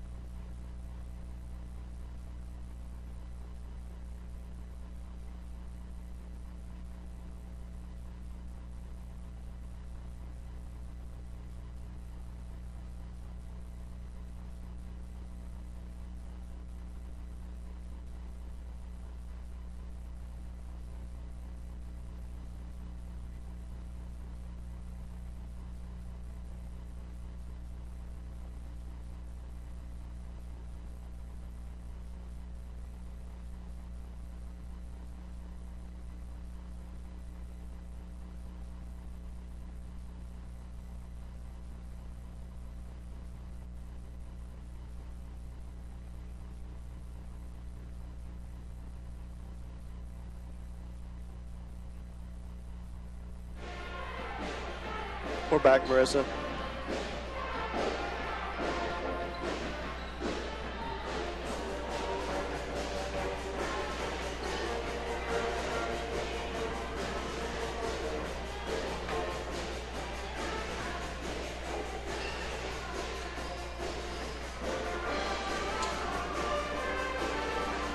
Well, welcome back to Marmaton Valley, Kansas, where the St. Paul Lady Indians close out. Have a nice game here tonight on the road against Marmaton Valley and get the victory here tonight. Apologize for not being able to get you final stats. I'll work on that as we go along. I can't seem to get the technology to download the file to look at, Keaton. So we'll see if we can't get that fixed, and I'll bring you the stats. But overall, pretty good game put together by the Lady Indians here tonight on the road at Marmaton Valley and come out with a nice victory in Three Rivers game. We get set for our next game of the night. St. Paul boys will take on Marmaton Valley here. To get Keaton set up here to keep some stats for me here in the second half. This is our Richie's Pharmacy pregame show. We finish out that last game. What are you thinking on player of the game, Keaton? Do you have a vote? Oh, Now you can't play favorites with your sister. You're exactly right, but I'm torn between Taylor Watrick and Caitlin O'Brien. They both kind of spearheaded that defensive revolution there in the second quarter, but I think I'm going to go with Watrick because she had quite a few steals right there, and then put in a couple of three-point baskets and kind of just kept a positive attitude for the Indians. Really helped out with that. I'm going to agree with that. Taylor Watrick will be our derail commodity player of the game for the night in a girls' game. Taylor put together a nice game, as well as multiple Indians did. That nice balanced scoring across the board for the Lady Indians really is going to help in the future, especially if you can knock down them 10 to 15 foot jump shots. The Lady Indians did a lot better job of that here tonight. I want to make sure everybody knows that.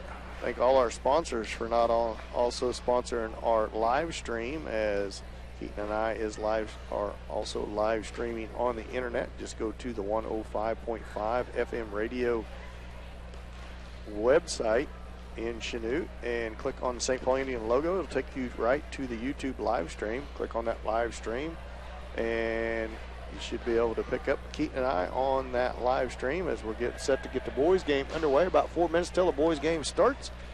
You're listening to our Richie's Pharmacy pregame show. When we come back to this next 2-minute break, we're going to have starting lineups for each team as they get set to tip off in this Three Rivers League battle here. We'll be back after this 2-minute timeout. You're listening to St. Paul basketball on Hot 105.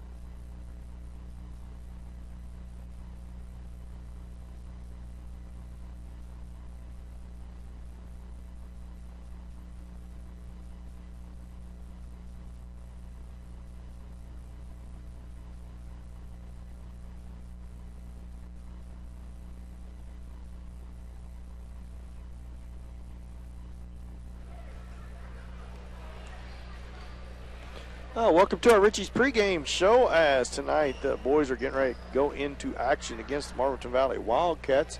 About 2 minutes before tip-off, Tip-off will be brought to you by Styles Fitness and More.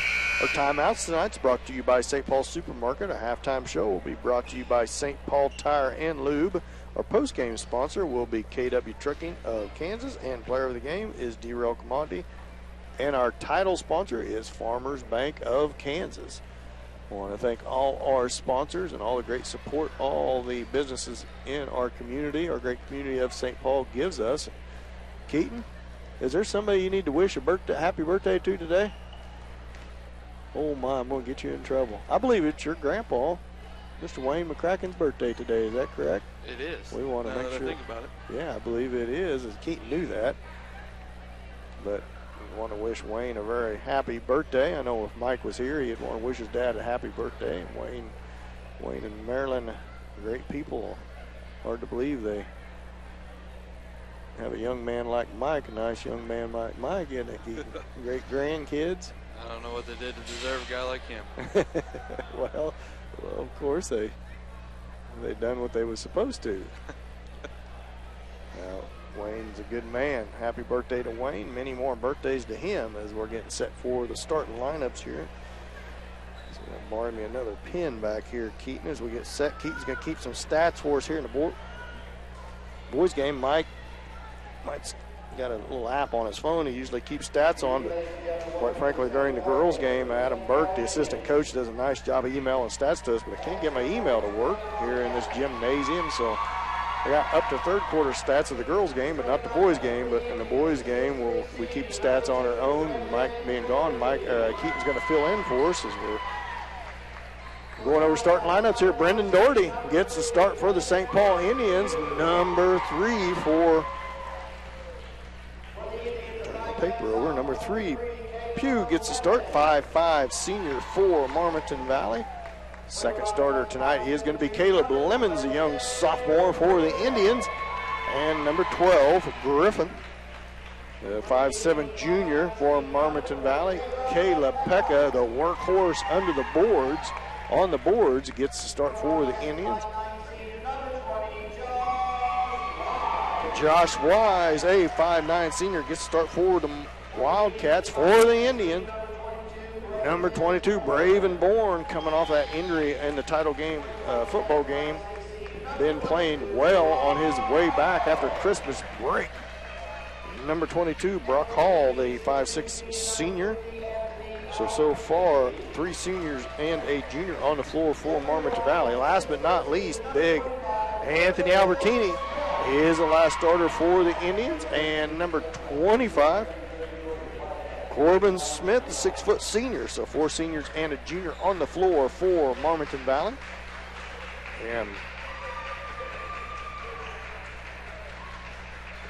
we got for the Indians 4 seniors and a sophomore on the floor for the Indians as we get set for our Styles Fitness and More tip-off. As each team huddles around their coach for final seconds preparations. 8 minutes on the clock, and we're getting ready to get underway with our second game of the night. Look at old Anthony. He's a smart boy. He goes right out there and starts pleading his case with the referee, making sure I'm never going to foul, and if you happen to see something, it wasn't me. That's probably what he's saying, isn't it, Keith? So it looks like he's saying, because that ref's just saying, I agree. Yep, I'm sorry if I see it different than you, son, but thanks for letting me know. Brendan Doherty with an obvious height advantage on the tip-off here as he gets set to jump against Hall, and St. Paul controls the tip. Lemons, left wing, up top, almost turns it over. Brendan Doherty chases the ball down.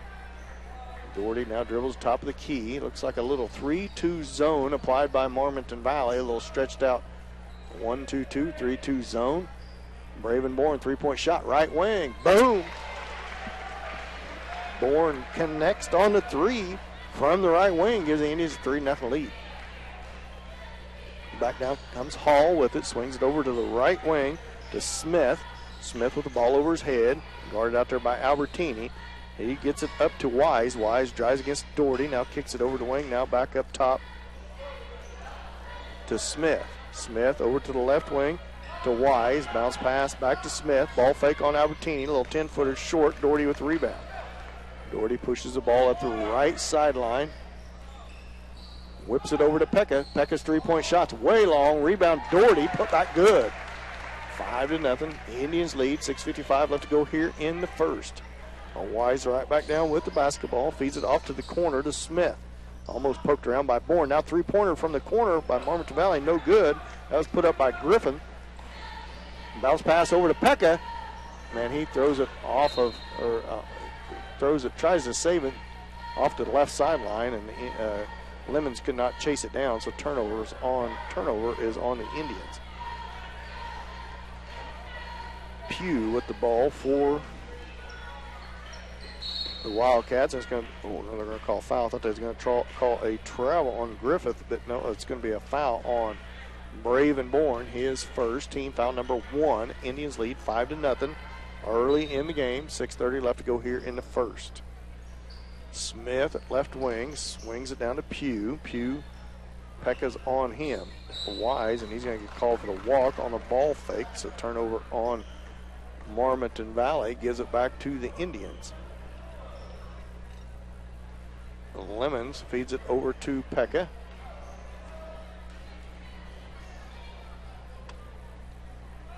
Three-point shot by Doherty from the right baseline, no good. Rebound Marmaton Valley. He comes streaking down the right-hand side. Layup, no good. Tipped around. Bourne comes out there with it. Bourne pushes the ball up the left side, feeds it ahead to Lemons. Lemons slows it down now, sets up their offense over to Bourne. Bourne thinks about the three, passes, feeds it back to Lemons. Lemons back to Bourne, left baseline. Back up the top of the key, over to Doherty. Feed bound back to Lemons. Lemons almost gets it poked away. Now feeds it inside to Doherty. Put back good, or put up good from the right block. So Brendan Doherty with an early 4 points. Timeout, Marmaton Valley, 30-second timeout. We'll be back after this 30-second timeout. This is St. Paul basketball on Hot 105.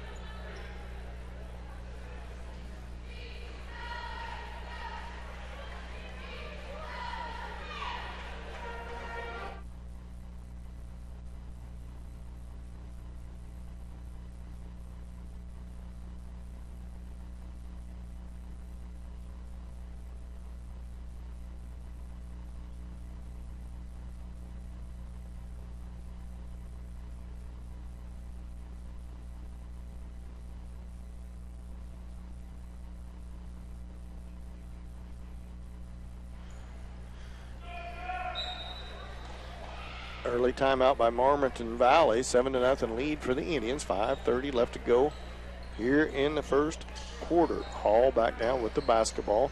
Drives all the way down in. Shot up, no good. Rebound Smith, put back no good. And he's fouled by Albertini. Second team foul on the Indians. First on Anthony Albertini.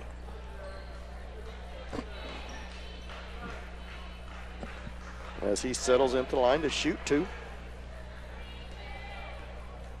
Corbin Smith, the senior, lines up. First free throw is on its way and off the backboard. Good.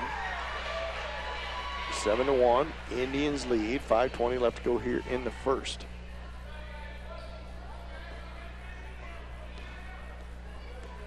Smith settles in for his second. It's on its way. Long, no good. Rebound, Brendan Doherty. He's going to be fouled underneath by Hall, I believe. It is on Hall. First team foul on Marmaton Valley. First on Hall. Pekka with the basketball for the Indians. Feeds it over to Doherty. Doherty to the corner to Albertini. Anthony Albertini swings it back up to Doherty. Doherty with the ball fake all the way in the lane. Layup, no good. He's going to call for the charge. Josh Wise with position. And Doherty gets called with a charge. First foul on Doherty. Third team foul on the Indians. 7-1. Indians lead. 5:08 left to go in the first. Pugh with the basketball for the Indians. Picked up out there by Pekka. Feeds it to the corner. Now to the weak side is Smith. He's going to call for the walk. Good pass across the court by Brock Hall, but Smith traveled with the basketball. Lemon streaks back down with the basketball.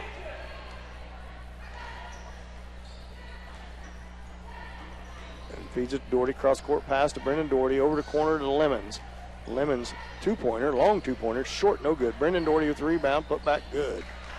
Brendan Doherty with a height and arm length advantage, doing some good work on the boards and down low on the post. Hall with the basketball, feeds it to Pugh. Pugh feeds it inside, shot blocked by Doherty, and ball's on the floor. Wise comes out there with it, feeds it to Smith. Smith at the baseline, shot contested by Albertini. Rebound, Doherty, as he missed. Smith misses a shot. Ooh, that's good hustle there by number 12, Griffith, as he jumps over the Marmonton Valley bench. But it's going to be out on Marmonton Valley, so it'll stay with the Indians. Doherty back to Bourne. Bourne in the corner, dribbles back up towards the top of the key. Bounce pass over to Lemons. Same 5 starters in the game for the Indians right now. Doherty in the center of the lane, gets it knocked out of his hand. Albertini back up top to Braven Bourne. Shot from right outside the free throw line, no good. Rebound, Pugh. Pugh feeds it ahead to Hall on the breakaway. A layup, no good. Tip back, no good. Now Pekka feeds it ahead to Doherty. Doherty's going to be fouled by Smith as the shot goes, but they're going to call it on the floor. 9-1. Indians up by 8, 3:40 left to go here in the first. Indians doing a nice job here early of getting those rebounds, especially Doherty getting in there on the boards, being on the backside of those shots and picking up for his team when they miss their shots. Doing a nice job. Pekka feeds it into Doherty. Now back to Pekka over to the corner to Bourne. Bourne thought about the three. Dribbles back up. They set their offense over to Lemons. Lemons to Pekka over to Bourne. Bourne three-point shot right wing. Good. Braven Bourne heating up from the outside. 2 for 2 from three-point land as Haney comes to the scores table for the Indians. Smith, free throw line, back out to Pugh. Pugh, good feed inside. Layup good. Nice feed inside to Hall as somebody lost their man. 12-3.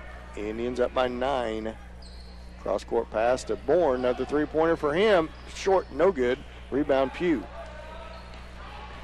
Pugh gets it poked away and stolen out of there. That created by Bourne. Lemons ends up with it.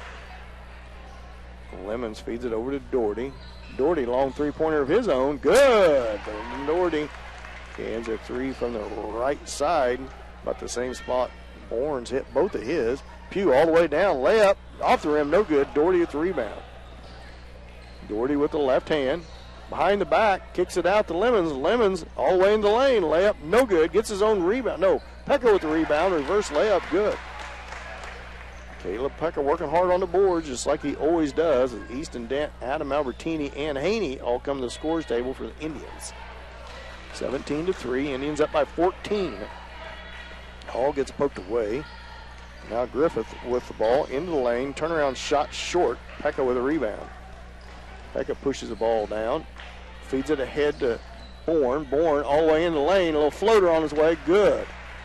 Off the backboard. Timeout. Full timeout by Marmonton Valley. We'll be back after this 1-minute timeout. You're with St. Paul basketball on Hot 105.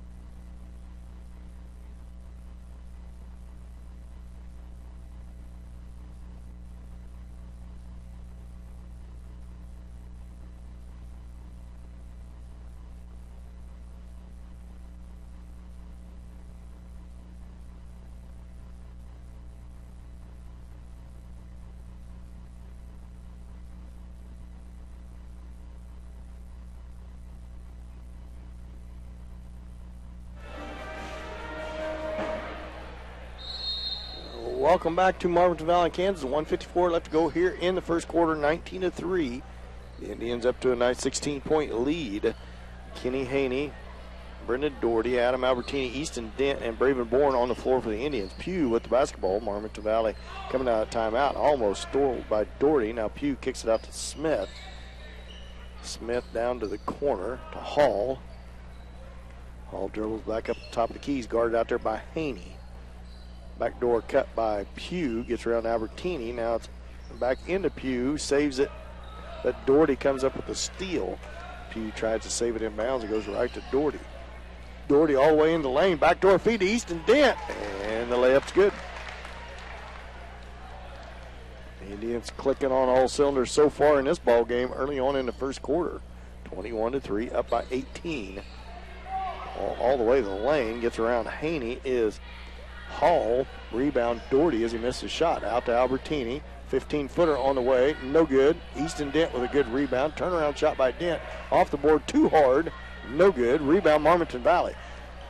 Comes streaking back down the floor. It's Wise all the way in for the layup as he goes coast to coast off of the rebound.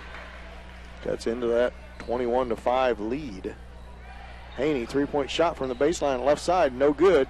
Dent fights for the rebound, tries to save it in bounds, but it's going to be out on him. Good hustle by Dent trying to save that. And it's going to be a turnover and go back to the Wildcats. Brock Hall brings the ball down for the Wildcats.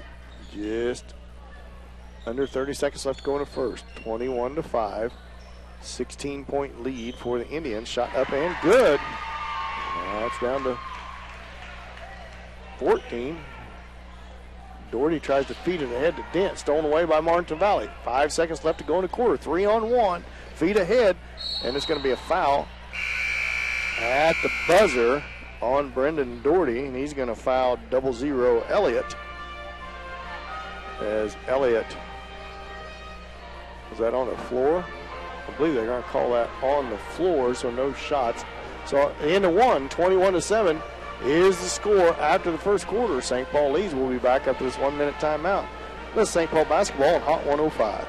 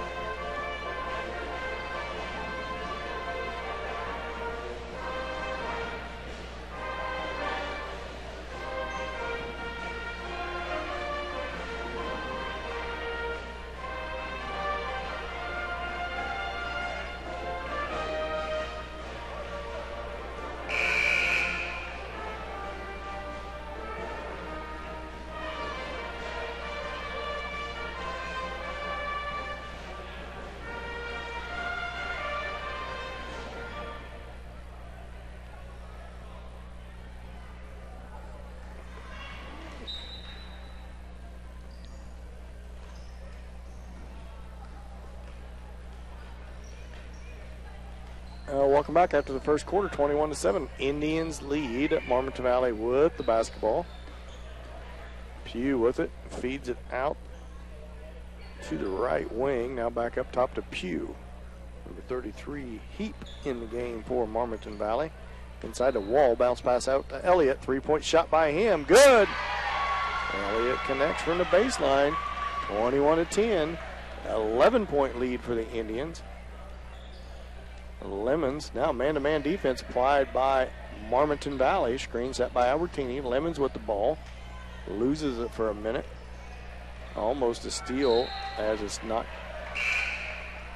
Ooh, he's going to call that off of Adam Albertini, and I thought that was knocked out by Griffith. So another turnover on the Indians. Coach Watrick's not going to be happy with the play in the last couple minutes. The end of that first quarter and the first minute of this second quarter is Marmonton Valley scores 7 points unanswered. Make it 9 now on the turnaround on the inside of the lane by Wise, and all of a sudden it's a 9-point game again. It was a 19-point game, and Lemons is going to get called for the carry, and back-to-back turnovers on the Indians gives it right back to Marmonton Valley, and they can cut into this 9-point lead. So the Indian boys getting pretty sloppy here. Pugh with the basketball, drives towards the baseline, cut off by Dent. Feeds it back out to Griffith. Griffith towards the elbow, and he's going to get called for the double dribble. as Doherty and Bourne check back in for the Indians. See if the Indians can't clean something up here on this possession, try to get themselves steered back in the right direction. Pekka in the game for the Indians. Pekka, Adam Albertini, Brendan Doherty, Caleb Lemons, and Braven Bourne. Lemons will step back 10-footer off the rim, no good. Rebound, Marmaton Valley. Pugh streaks back down with the ball, kicks it out to Elliott. 3-point shot from the baseline, good. 21-15. What was a 19-point lead is 6. And Coach Wartrick calls a 30-second timeout. We'll go ahead and stay here, as that's Marmaton Valley outplaying the Indians in the last 3 minutes here, the last minute of the first quarter and the first couple minutes of this quarter. I think we had up to a 19-point or 16-point lead, I believe, is now down to 6. Indians got to clean this up in this timeout, try to stop a little momentum, try to get a score on the other end. Not very much rebounding going on off the Indian misses. That's right.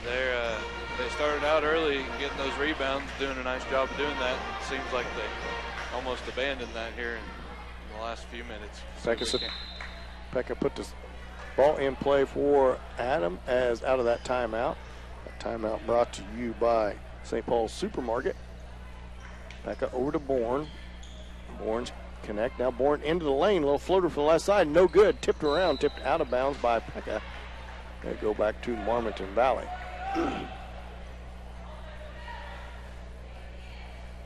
Wise feeds it back to Pugh. Pugh picked up by Adam Albertini.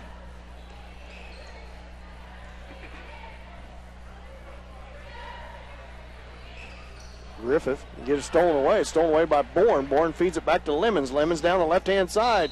Puts a shot up. He's going to be fouled. Are they going to call that on the floor, or are they going to call it on the shot? I think they're going to call that on the floor.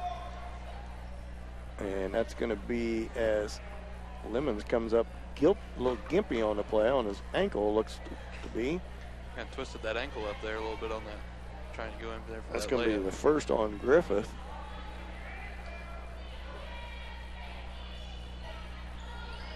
And the third team foul on Marmaton Valley. Feed inside to Pekka, turnaround shot, no good. Brendan Doherty with the rebound, put back good. Doherty on the boards. Caleb Pekka missed a little bunny shot under the left side of the rim. Pugh all the way back down, spins around. He's going to walk with the basketball. He got going a little bit too fast. Good cutoff defense by Adam Albertini. Albertini set to put the ball in play as Lemons comes out and Haney goes back in. Lemons comes out, try to get a little tension with that ankle. Doherty with the basketball. Doherty drives, kicks it off to Bourne. Bourne at left wing. Right wing into Doherty. Doherty from the right block. Good shot by Brendan Doherty on the post up. And it's going to be Coach Wartrick with another 30-second timeout. 5:20 left to go in the second quarter. 25-15. Indians up by 10 early on here in this ball game. About a third of the way through the second quarter here, where the Indians clean it up just a little bit, get a couple scores in a row, mostly from the block score.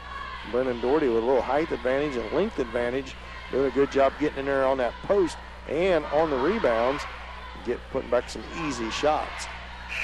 Yeah, he's got 10 points already underneath the basket. They're just off rebounds and playing that post position pretty well. 25-15. Indians up by 10. Coming out of this timeout brought to you by St. Paul Supermarket. Hall with the basketball from Marmaton Valley. Swings it off to the right wing to Griffith. Griffith, a little floater on the way, no good. Tipped around. Now Haney comes out of there with it for the Indians on the rebound. Feeds it ahead to Doherty. Back door to Bourne. Gets it partially blocked and put back by Doherty is good. The floater by Bourne was partially blocked as Elliott tries to put the ball in play. A little full court pressure applied by the Indians. Griffith gets it stripped away from Bourne from behind. 27-15, back up to a 12-point lead for the Indians. Doherty got his hands on the basketball, top of the key. Man-to-man defense applied by Marmaton Valley. Doherty needs to get on a block with that height advantage. Adam Albertini, three-point shot, top of the key, off, no good. Doherty with the rebound, tries to put it back, and it's no good, but he'll go to the line to shoot two. And he is fouled on the play. Fourth team foul on Marmonton Valley. 4 on the Indians. First on Bauer. Doherty's first free throw is no good, as Pugh and Smith check back in for the Wildcats. Doherty settles in for his second shot. It's on its way off the back iron, no good. Rebound, Marmonton Valley, pulled down by Bauer. Pugh against Albertini. Albertini cuts him off the baseline, gets a little help. Pekka comes out there with it. Pekka feeds it ahead to Doherty. Doherty loses the basketball. Pekka comes from behind and gets it and makes the putback. There's a little trap defense by the Indians. Wise gets around the first guy. And ball's on the floor for a second. Still on the floor. Pekka tries to grab it. Grabs it again. And boy, there's got to be a travel or something there, Keaton. And now they feed it ahead to Griffith. Shot blocked by Haney, but they're going to call in for the foul. And that's going to send number 30 Bauer to the, Griffith to the line to shoot two. Kenny Haney thought that was a clean block, and it appeared to be. But you don't always get that call, especially in high school. As Griffith, first free throw was on its way and right up and through there. Sometimes they get that bottom hand up in there, and that's why they don't want to give them the block shot. Kenny Haney definitely a height advantage and definitely a reach advantage on Griffith. And he was right there on him, went straight up. Looked like it was all ball as Griffith makes both free throws. As sub comes in for Marmonton Valley, Wise comes back in. Gives Griffith a break. 29-17, 12-point lead for the Indians. 3:49 left to go before halftime.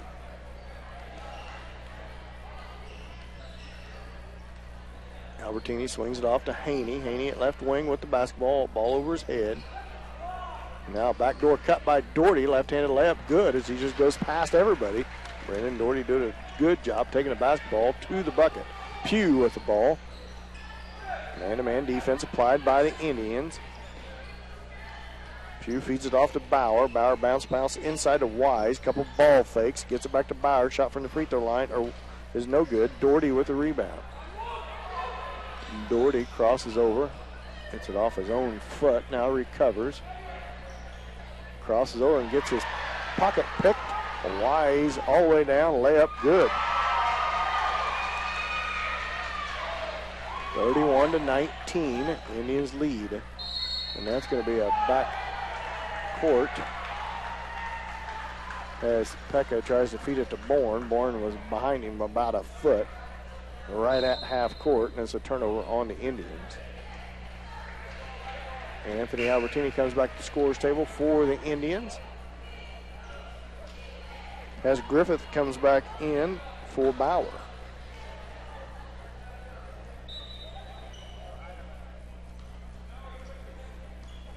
Brockall with the basketball for the Wildcats. 2:49 left to go before halftime. 31-19. Indians lead by 12. Shot on its way, no good. Weak side rebound, fought for by Doherty. Ball's on the floor, him and Smith. And it's going to be called a jump ball. And it's going to go to the Indians on the possession arrow.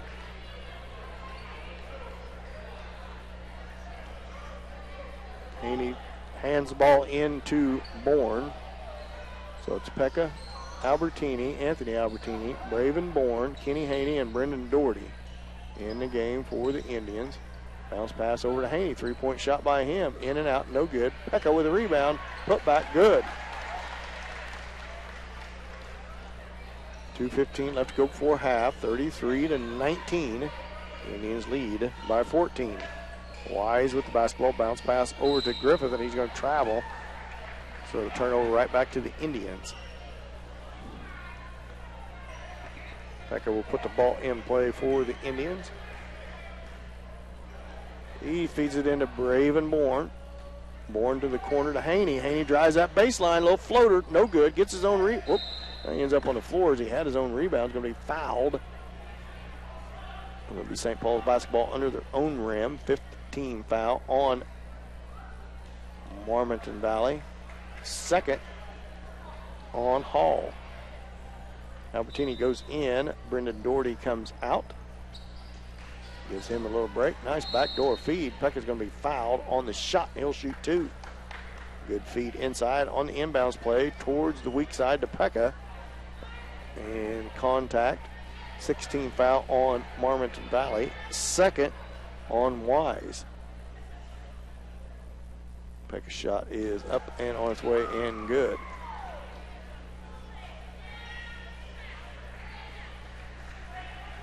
(34-19).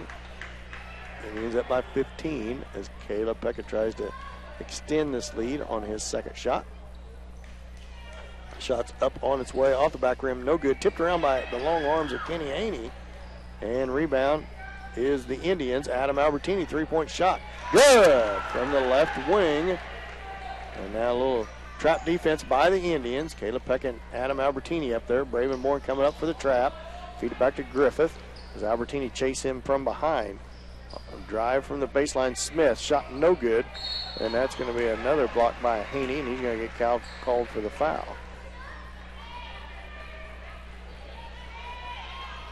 Second foul on Kenny Haney. 16 foul on Indians. It's going to send Griffith to the line to shoot two. Griffith getting the benefit of the doubt on the blocks. That's twice on Haney. That appeared to be all ball and a good block. Griffith's first free throw is good. As he settles in for his second, 1:33 left to go in the first half. 17-point lead as Griffith tries to cut into the Indian lead. Shots on its way and right through there and good. Pekka comes right back down with the basketball all the way in towards the lane. Feeds it out to Haney. Haney now towards the baseline. Kicks it out to Albertini. Backside to Bourne. Bourne tries to shoot over the backboard. Almost gets it to go, and Pekka comes out there with it. Kenny Haney, three-point shot, top of the key. Good. He rattles it home. As now Wise with the basketball. Feeds it on ahead to Heap. Heap. Bounce pass inside to Wise. Back door to Smith. Smith's layup from the block is good. Pekka right back down, streaking down. Feeds it ahead to Albertini. Albertini double team down there. Gets around it. Kicks it out to Bourne. Three-point shot by him. Good. Gets the roll. Gets the shooter's touch. Wise back down with the basketball. And almost a steal by Bourne. Now Pugh streaks to the center of the lane. Tough shot up and in. Somehow he gets it to go. 43-25. The Indians lead with 30 seconds left to go here in the first half. Kenny Haney, three-point shot from the right side. Good. Haney heating up from the outside. 46-25, 19-point lead for the Indians. Wise with the basketball. Gets to Pugh. Pugh into the lane. Little floater, no good. Adam Albertini feeds it ahead to Bourne. Bourne on the breakaway on the left side. Layup good. 48-25. 4 seconds left to go here before halftime. Now 2 seconds. Wise half-court shot. Just off the mark. Halftime score, 48-25. Indians up by 23. We'll be back after this 2-minute timeout. This St. Paul basketball on Hot 105.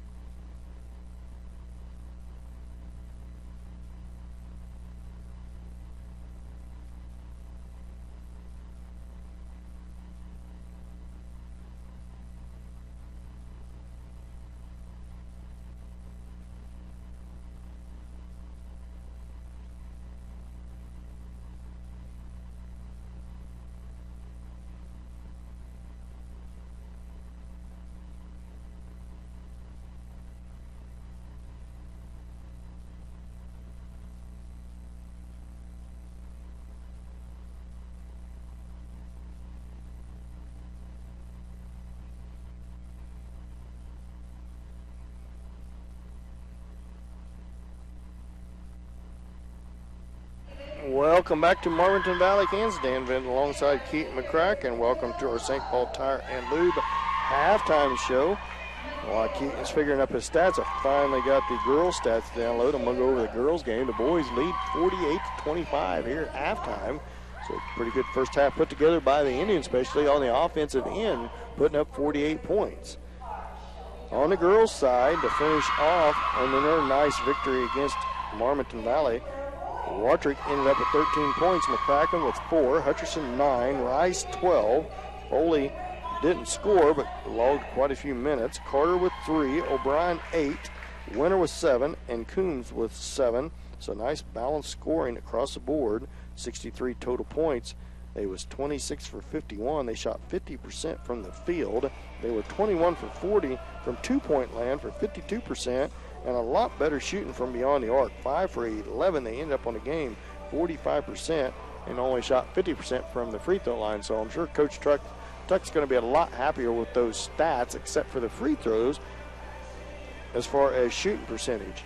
They end up with 14 fouls for the game, 9 turnovers. So you keep them turnovers below double digits, and you did all right for the game. They had 22 steals, 15 rebounds, off 8 defensive, 7 offensive, and there was 10 assists and 2 blocks on the night. So pretty good game put together by the girls. Girls come out with a nice Three Rivers victory, and the boys lead here 48-25, and we're about halfway through as they got a little dance group going on here, so we'll have a little extended halftime. We're going to take another break. Come back from that break, Keaton will have the boys' first half stats. We're going to take another 2-minute timeout. You're listening to the St. Paul Tire and Lube halftime show. We'll be back at this 2-minute timeout in St. Paul basketball on Hot 105.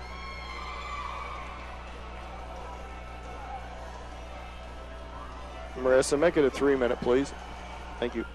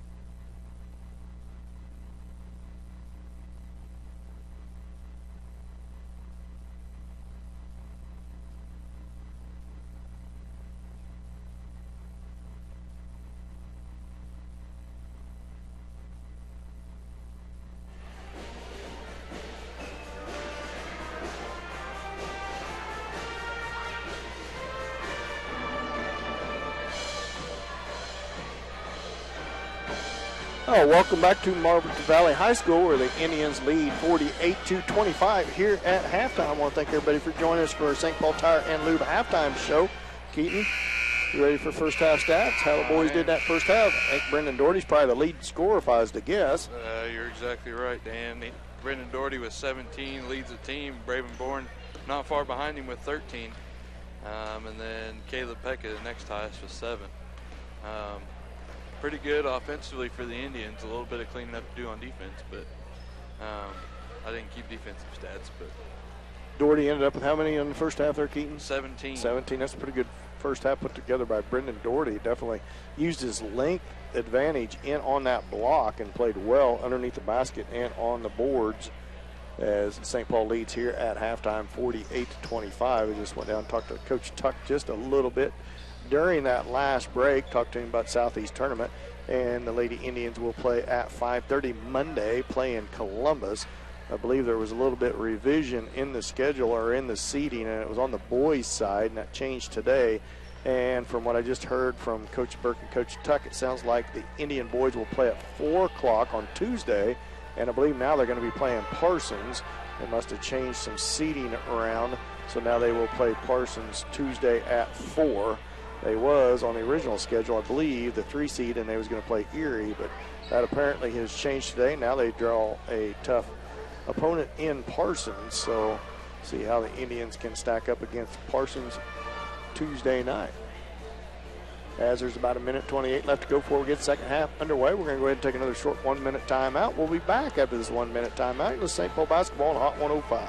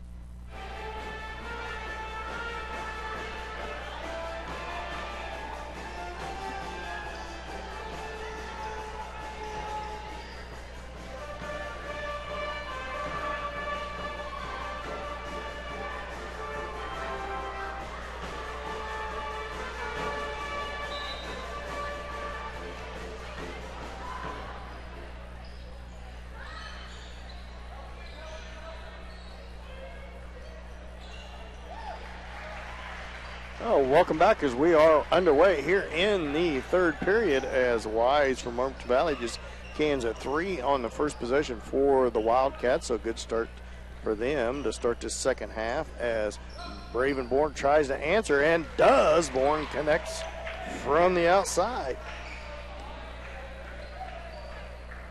As Hall brings the ball back down, picked up out there by Lemons. Lemons nursed a little bit of an ankle injury.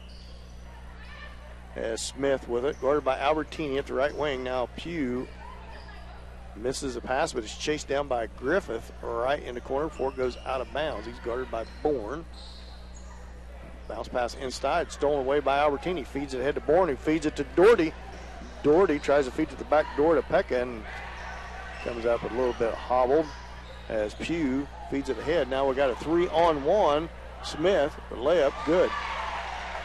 51-30, 21-point lead for the Indians. 6:48 left to go here in the third period. Doherty back down with it, feeds it to Bourne. Bourne to Pekka. Pekka holds it at the left wing. Gets it poked away, now feeds it down the court to Lemons. Inside on a good give and go to Doherty, and the layup's good. Caleb Lemons not 100% for sure. 53-30, Indians up by 23. Pugh with the basketball. Feeds it inside to Smith, and he's going to get fouled on a push. First team foul of the second half on the Indians as Grant Hutcherson's at the scorer's table to check in, as well as Elliott for Marmaton Valley, as Lemons comes out and Hutcherson comes in. Lemons definitely still nursing ankle injury that he got in that second period. Pugh on the right side, right in front of the rim, turns around, misses a shot. Doherty with the rebound. Doherty pushes the ball back up the floor.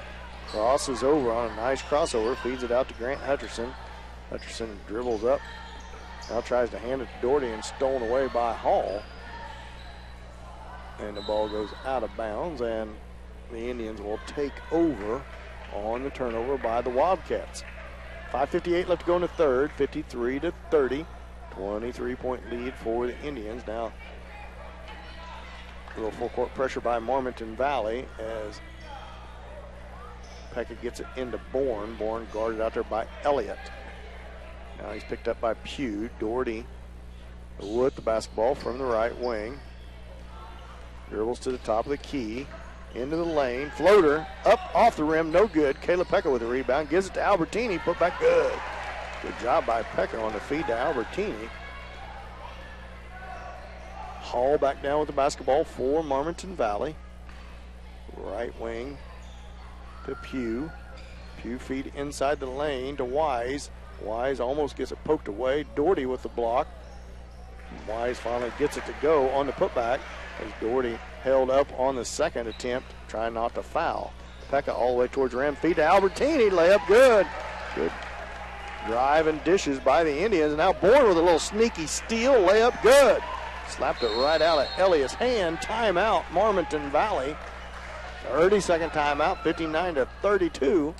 27-point lead for the Indians. 5:02 left to go in the third. Indy defense picking up a little bit here in this beginning of this second half. Looking a little bit better than they did in that first half. Coach Watrick must have lit a fire under him back there at halftime. As I said, the Indians will travel to Frontenac Friday night and then right into the mid-season tournament at Southeast. Next week, the Lady Indians will play at 5:30 on Monday, and the boys will play at 4 o'clock on Tuesday. Lady Indians' opponent will be Columbus, and the boys get a tough draw in round one against Parsons. See how the Indians can match up against Parsons. They had a good battle with Parsons last year, as I remember, in that preseason or mid-season tournament also. As that's going to be out on the Indians, and it'll stay with Marmonton Valley. Right now it's Hutcherson, Doherty, Albertini, Bourne, and Pekka on the floor for the Indians. Feed up top to Smith. Turnaround shot by Griffith, blocked by Doherty, and Pekka comes out there with it. Pekka pushes the ball up, just Pugh back. Layup, good. Caleb Pekka with the steal and coast to coast as Braden Bourne tries to be sneaky and steal away from Griffith. Now Hall shot no good. Rebound and knocked out of bounds by Pekka. I tell you what, that Caleb Pekka has a nose for that basketball, Keaton. He is always around it on that offensive boards. He can sniff it out, that's for sure. And defensive boards, for that matter. But he is a rebounding fool for no bigger than he is. Kenny Haney with his long reach comes up with that rebound. Pushes the ball down the sideline. Dishes off to Hutcherson. Hutcherson's little floater, good. Grant Hutcherson gets the score on the assist by Haney. 4:18 left to go in the third. 63-32, 31-point lead for the Indians. Elliott, right side, guarded by Hutcherson. Kicks it up top to Hall. Hall. Hall gets it off to Griffith. Griffith guarded by Haney. Feed to Pugh at the baseline. Now back to Griffith. Griffith, now it's blocked by Haney and saved inbounds by Hutcherson, but it's going to be out on him as his foot was on the baseline. As Adam Albertini checks in for Caleb Pekka. Elliott set to put the ball in play for Marmonton Valley. Elliott under his own basket. Pugh with the basketball, ball over his head. And now Hall with the basketball, or Wise, feeds it back to Pugh. Picked up out there by Adam Albertini all the way to the lane. Layup, rolls off, no good. Kenny Haney with the rebound. He hands it off to Adam Albertini. Streaks down the center of the floor, feeds it ahead to Haney. Haney over to Grant Hutcherson, out to Bourne. Bourne drives towards the baseline, now back up top to reset the offense. Up by the timeline, 3:20 left to go in the third, 63-32, 31-point lead for the Indians. Haney with the basketball, feed inside to Albertini, back out to Hutcherson. Hutcherson thought about the three, now he makes a bad pass and Elliott steals it. Put back no good, and Farmington Valley still with the basketball. That could have been a foul on Haney, but they let it go as Bauer tried to put back. Haney a couple blocks in a row. Now Bourne right back down for the Indians. He can't get it to go. And Farmington Valley comes out there with it. It's Wise all the way down. Layup no good. Rebound Pugh. Kicks it out to Wise. 2-point shot by Wise. No good. Rebound Doherty. 2:36 left to go. Feet ahead to Albertini. Albertini. Backside three-pointer by Haney. High off the rim. No good. Rebound. Farmington Valley. Smith. And that's going to be a foul on Farmington Valley on Smith as he elbow caught Doherty right in the chest area. So that'll be the first team foul the second half on Farmington Valley. Smith got double teamed, nothing intentional there, just trying to get out from in between that double team. And caught Doherty with an elbow. 63-32, 31-point lead for the Indians. Feed in top to Braven Bourne. He hands it back to Adam Albertini. To the corner to Doherty. Three-pointer from the left wing. Long, no good. Pugh with the rebound. Pugh pushes the ball up hard. Quick to the basket. Spins in the center. Shot up and good off the backboard. 2:07 left to go in the third. 63-34. Indians lead. Albertini into the lane. He loses it. Feeds it backside to Hutcherson. Shot up and good by Hutcherson. Bourne with a little quick steal again. Braven Bourne three-pointer right wing. Good. Oh, sneaky Braven Bourne. Keeps sneaking in there. Back down comes Wise all the way towards the rim. Ooh, layup. Good shot. Good move by Josh Wise with a hesitation. Back and forth we go. 68-36. Doherty into the lane. Back door to Hutcherson. Layup. No good. As Doherty ends up on the ground. Hutcherson almost steps on him. Feed ahead to Pugh. Pugh into the lane. Backdoor feed by Bauer is good. Or Heap, excuse me. Shot by Heap. And it's going to be a timeout, or an injury timeout for Braven Bourne as he comes out hobbled. 1:16 left to go in the third. 68-38. It's Brendan Doherty. What did I say? Braven Doherty? You said Braven Bourne. Oh, Brendan Doherty comes out. He got hobbled up on that rebound attempt down here on the other end. Limped his way back down to the defensive end of the floor.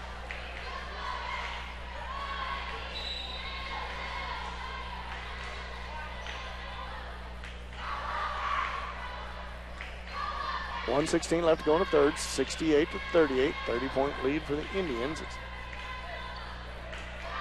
Braven Bourne tries to walk off with a little twisted ankle. We already got one with Lemons. The Indians can ill afford to lose either one of them going into a tough matchup Friday night at Frontenac. And then right into that Southeast tournament. It's going to be St. Paul basketball with 1:16 left to go in the third. Full court pressure applied by Farmington Valley. Feed into Pekka. Easton Dent in the game for Doherty now. Now Bourne with the basketball. Bourne feeds it to the corner to Albertini. Lob inside to Pekka. Back door to Bourne. Bourne in front of the rim. Shot no good. But he's going to shoot two as he misses his shot. He's going to go to the line to shoot two. As he is fouled. Third team foul on Farmington Valley. Third on number 20, Josh Wise. Bourne's free throw in and out. No good. Just a second team foul on Farmington Valley. Still the third on Wise as Bourne settles in for his second. It's on its way and good. Elliott. Bourne tries to sneak in there on Pugh again. Pugh streaks down the floor with the basketball, drives the baseline, spin, 10-footer on the way. He gets it to go. Josh Pugh taking it to the Indians there. 48 seconds left to go here in the third. 69-40. 29-point lead for the Indians. Pekka over to Bourne. Bourne, long three-point shot off the rim. No good. Dent with the rebound. Dent with a nice move inside. Gets a left-handed shot from the block to go. 71-40. Back to a 31-point lead. 28 seconds left to go here in the third. Pugh thought about the three. Passed on it. He's guarded out there by Pekka. Cross-court pass to Elliott. Shot on its way. Short, no good. Adam Albertini with the rebound. Feeds it ahead to Dent. Dent all the way down. Shot up. Two guys end up on the floors. Heap and Dent. And Dent is fouled. And he'll go to the line to shoot two. 12.3 seconds left to go here in the third. 71-40. Indians up by 31.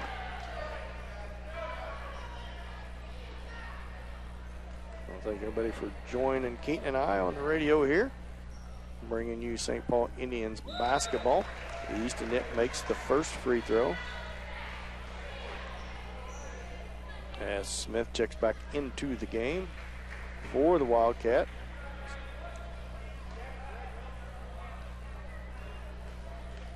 Dent settles in for his second. It's on its way and off the rim, no good. Smith with the rebound.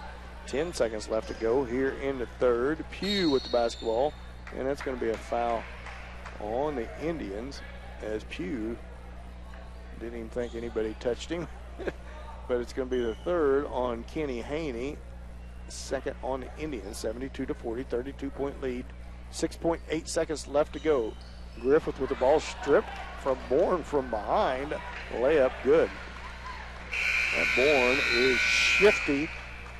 Easy. We're going to call him the sneak attack guy, Keaton. He's got glue on his fingertips or something. 74-40 after three. We'll be back with your fourth quarter after this 1 minute timeout with St. Paul basketball on Hot 105.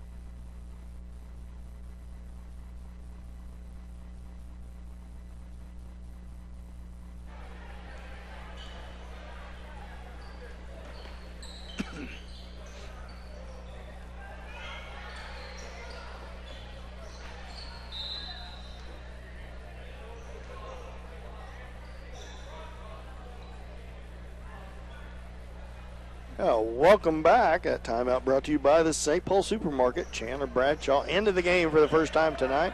It's Hutcherson, Haney, Bradshaw, Pekka, and Bourne. Bradshaw with a little floater from the left elbow, no good. Caleb Pekka with a rebound. He's going to be fouled on the floor as St. Paul starts with the possession of the basketball here in the fourth quarter. Kenny Haney set to put the ball in play from under his own basket as the Indians set up out of bounds play. Fourth team foul on Marmonton Valley. Into Haney, little floater, hook shot, no good. And now Bradshaw with a nice steal, put back good by Chandler Bradshaw. 6:56 left to go in this game. 76-40 is the lead. Griffith with the basketball guarded by Bourne, gets it off to Wise. Now off to the right wing to number 30, Bauer. He drives the baseline. He's going to be fouled on the floor. Third team foul. It could be the fourth on Kenny Haney. Yep, it is the fourth on Kenny Haney. Third team foul on the Indians. Marmonton Valley set to put the ball in play under their own basket. Almost stolen away by Peckin. It's going to be a foul on him. Fourth team foul now on the Indians.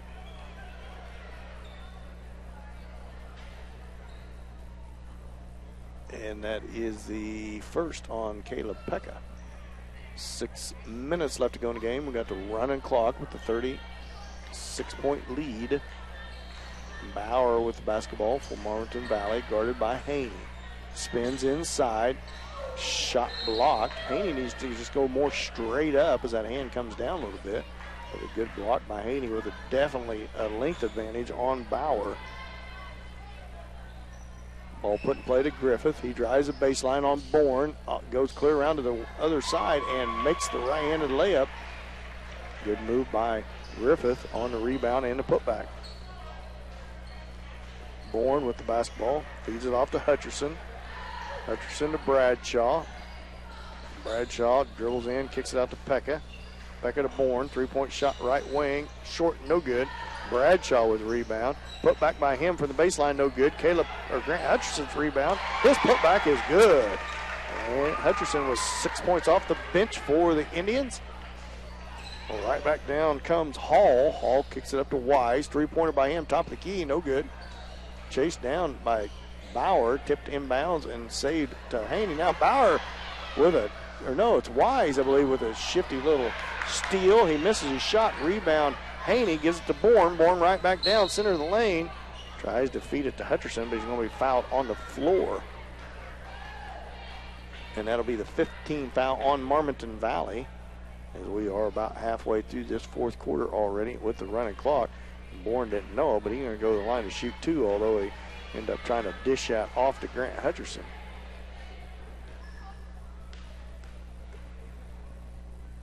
Shot is up and on its way. Rattles in and out. No good. As Doherty, Dent, and Albertini come back in for the Indians.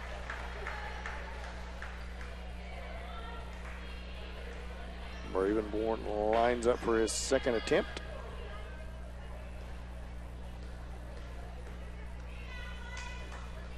It's on its way and off. No good. Rebound. Marmaton Valley. Wise. Wise with the basketball, crosses over into the lane, floater on its way, no good. And that's going to be a foul on Doherty, I believe. It's going to be a foul on St. Paul. And that is on Brendan Doherty, his third. 15th foul on the Indians, 78-42, 36-point lead for the Indians. Backdoor pass knocked out of bounds by Doherty. Stay with Marmaton Valley. Everybody stick around for our KW Trucking postgame show and our D-Rail Commodity Player of the Game. As puts in play to Griffith. Griffith's shot's no good. Albertini's rebound, feeds it off to Doherty. Tipped by Griffith. Now Doherty with the basketball, feeds it ahead to Hutcherson. Hutcherson into Dent. And he's going to be fouled by number 22, Brock Hall, the senior. I want to invite everybody to listen on Saturday mornings to Z95.3 sister station to 105.5, where Larry Pierce, the voice of the Chinook Blue Comets, always hosts Breakfast with the Coaches.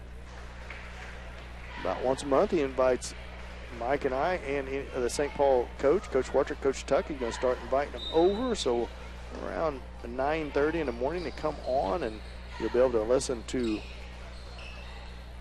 bring you up to speed on St. Paul Indians basketball by both coaches, and then it'll be followed directly by Blue Comet basketball. So kind of a nice deal on Saturday mornings to have Larry having the Breakfast with the Coaches show on Z95.3. Albertini with the ball, three-point shot, right wing, well short. Dent with a rebound, tries to save it in, gets it into, saves it, but Pugh has it, streaks down, layup, good by Josh Pugh.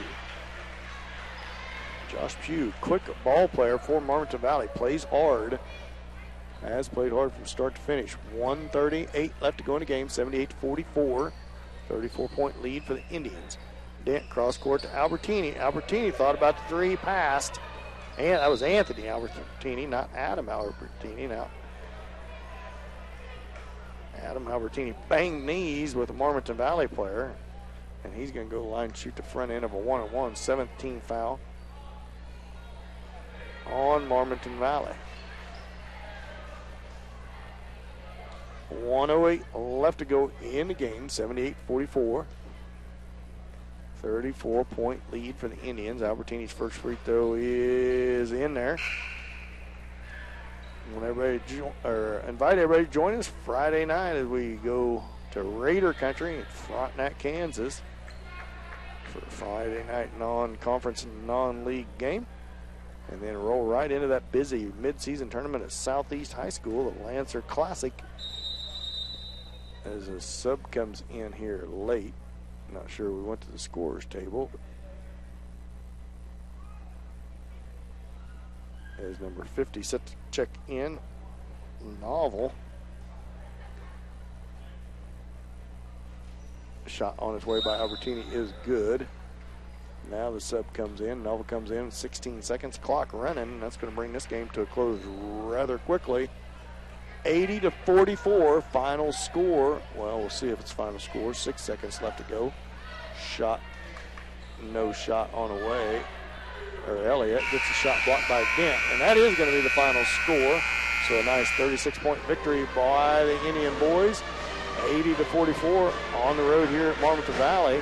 We're going to be back after this 1-minute timeout. You're listening to St. Paul Indian basketball on Hot 105.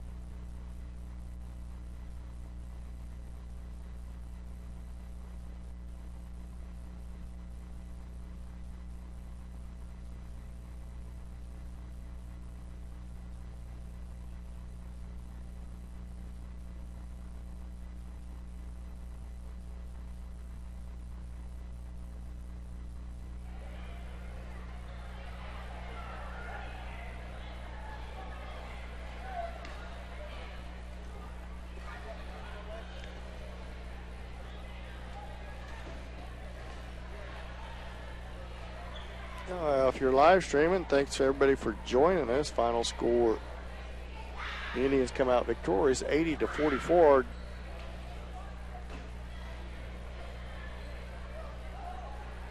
As we're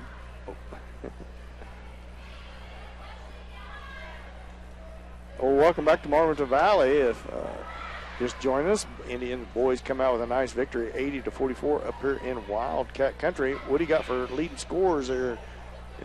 Got Braven Bourne as top scorer tonight with 23 points, and Brendan Doherty right behind him with 19. Caleb Pecca with 9. Adam Albertini with 3. Easton Dent with 4. Kenny Haney with 6. Chandler Bradshaw with 2. Anthony Albertini with 4. And Grant Hutchinson with 6. So nice balanced scoring across the board for the Indians as they have come out with a nice victory here tonight. And I think I'm going to go with Braven Bourne as my player of the game. Keaton, he played a heck of a ball game here tonight. I agree with that one. Those sticky fingers and those takeaways there underneath the basket.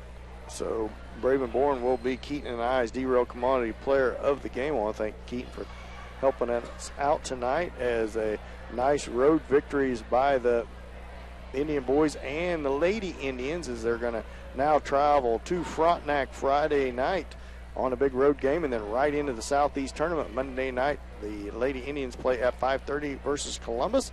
Tuesday night, the Indians play at 4 versus Parsons. So two tough matchups coming up for both the boys and the girls Friday night, and that first round game in that mid-season tournament at Southeast. I want to thank everybody for joining us here tonight. Thank Marissa back in the studio. Thanks everybody for watching on the live stream.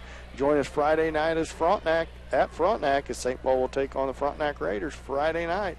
Everybody be safe. We'll see you Friday night. You've been listening to St. Paul Indian Basketball on Hot 105.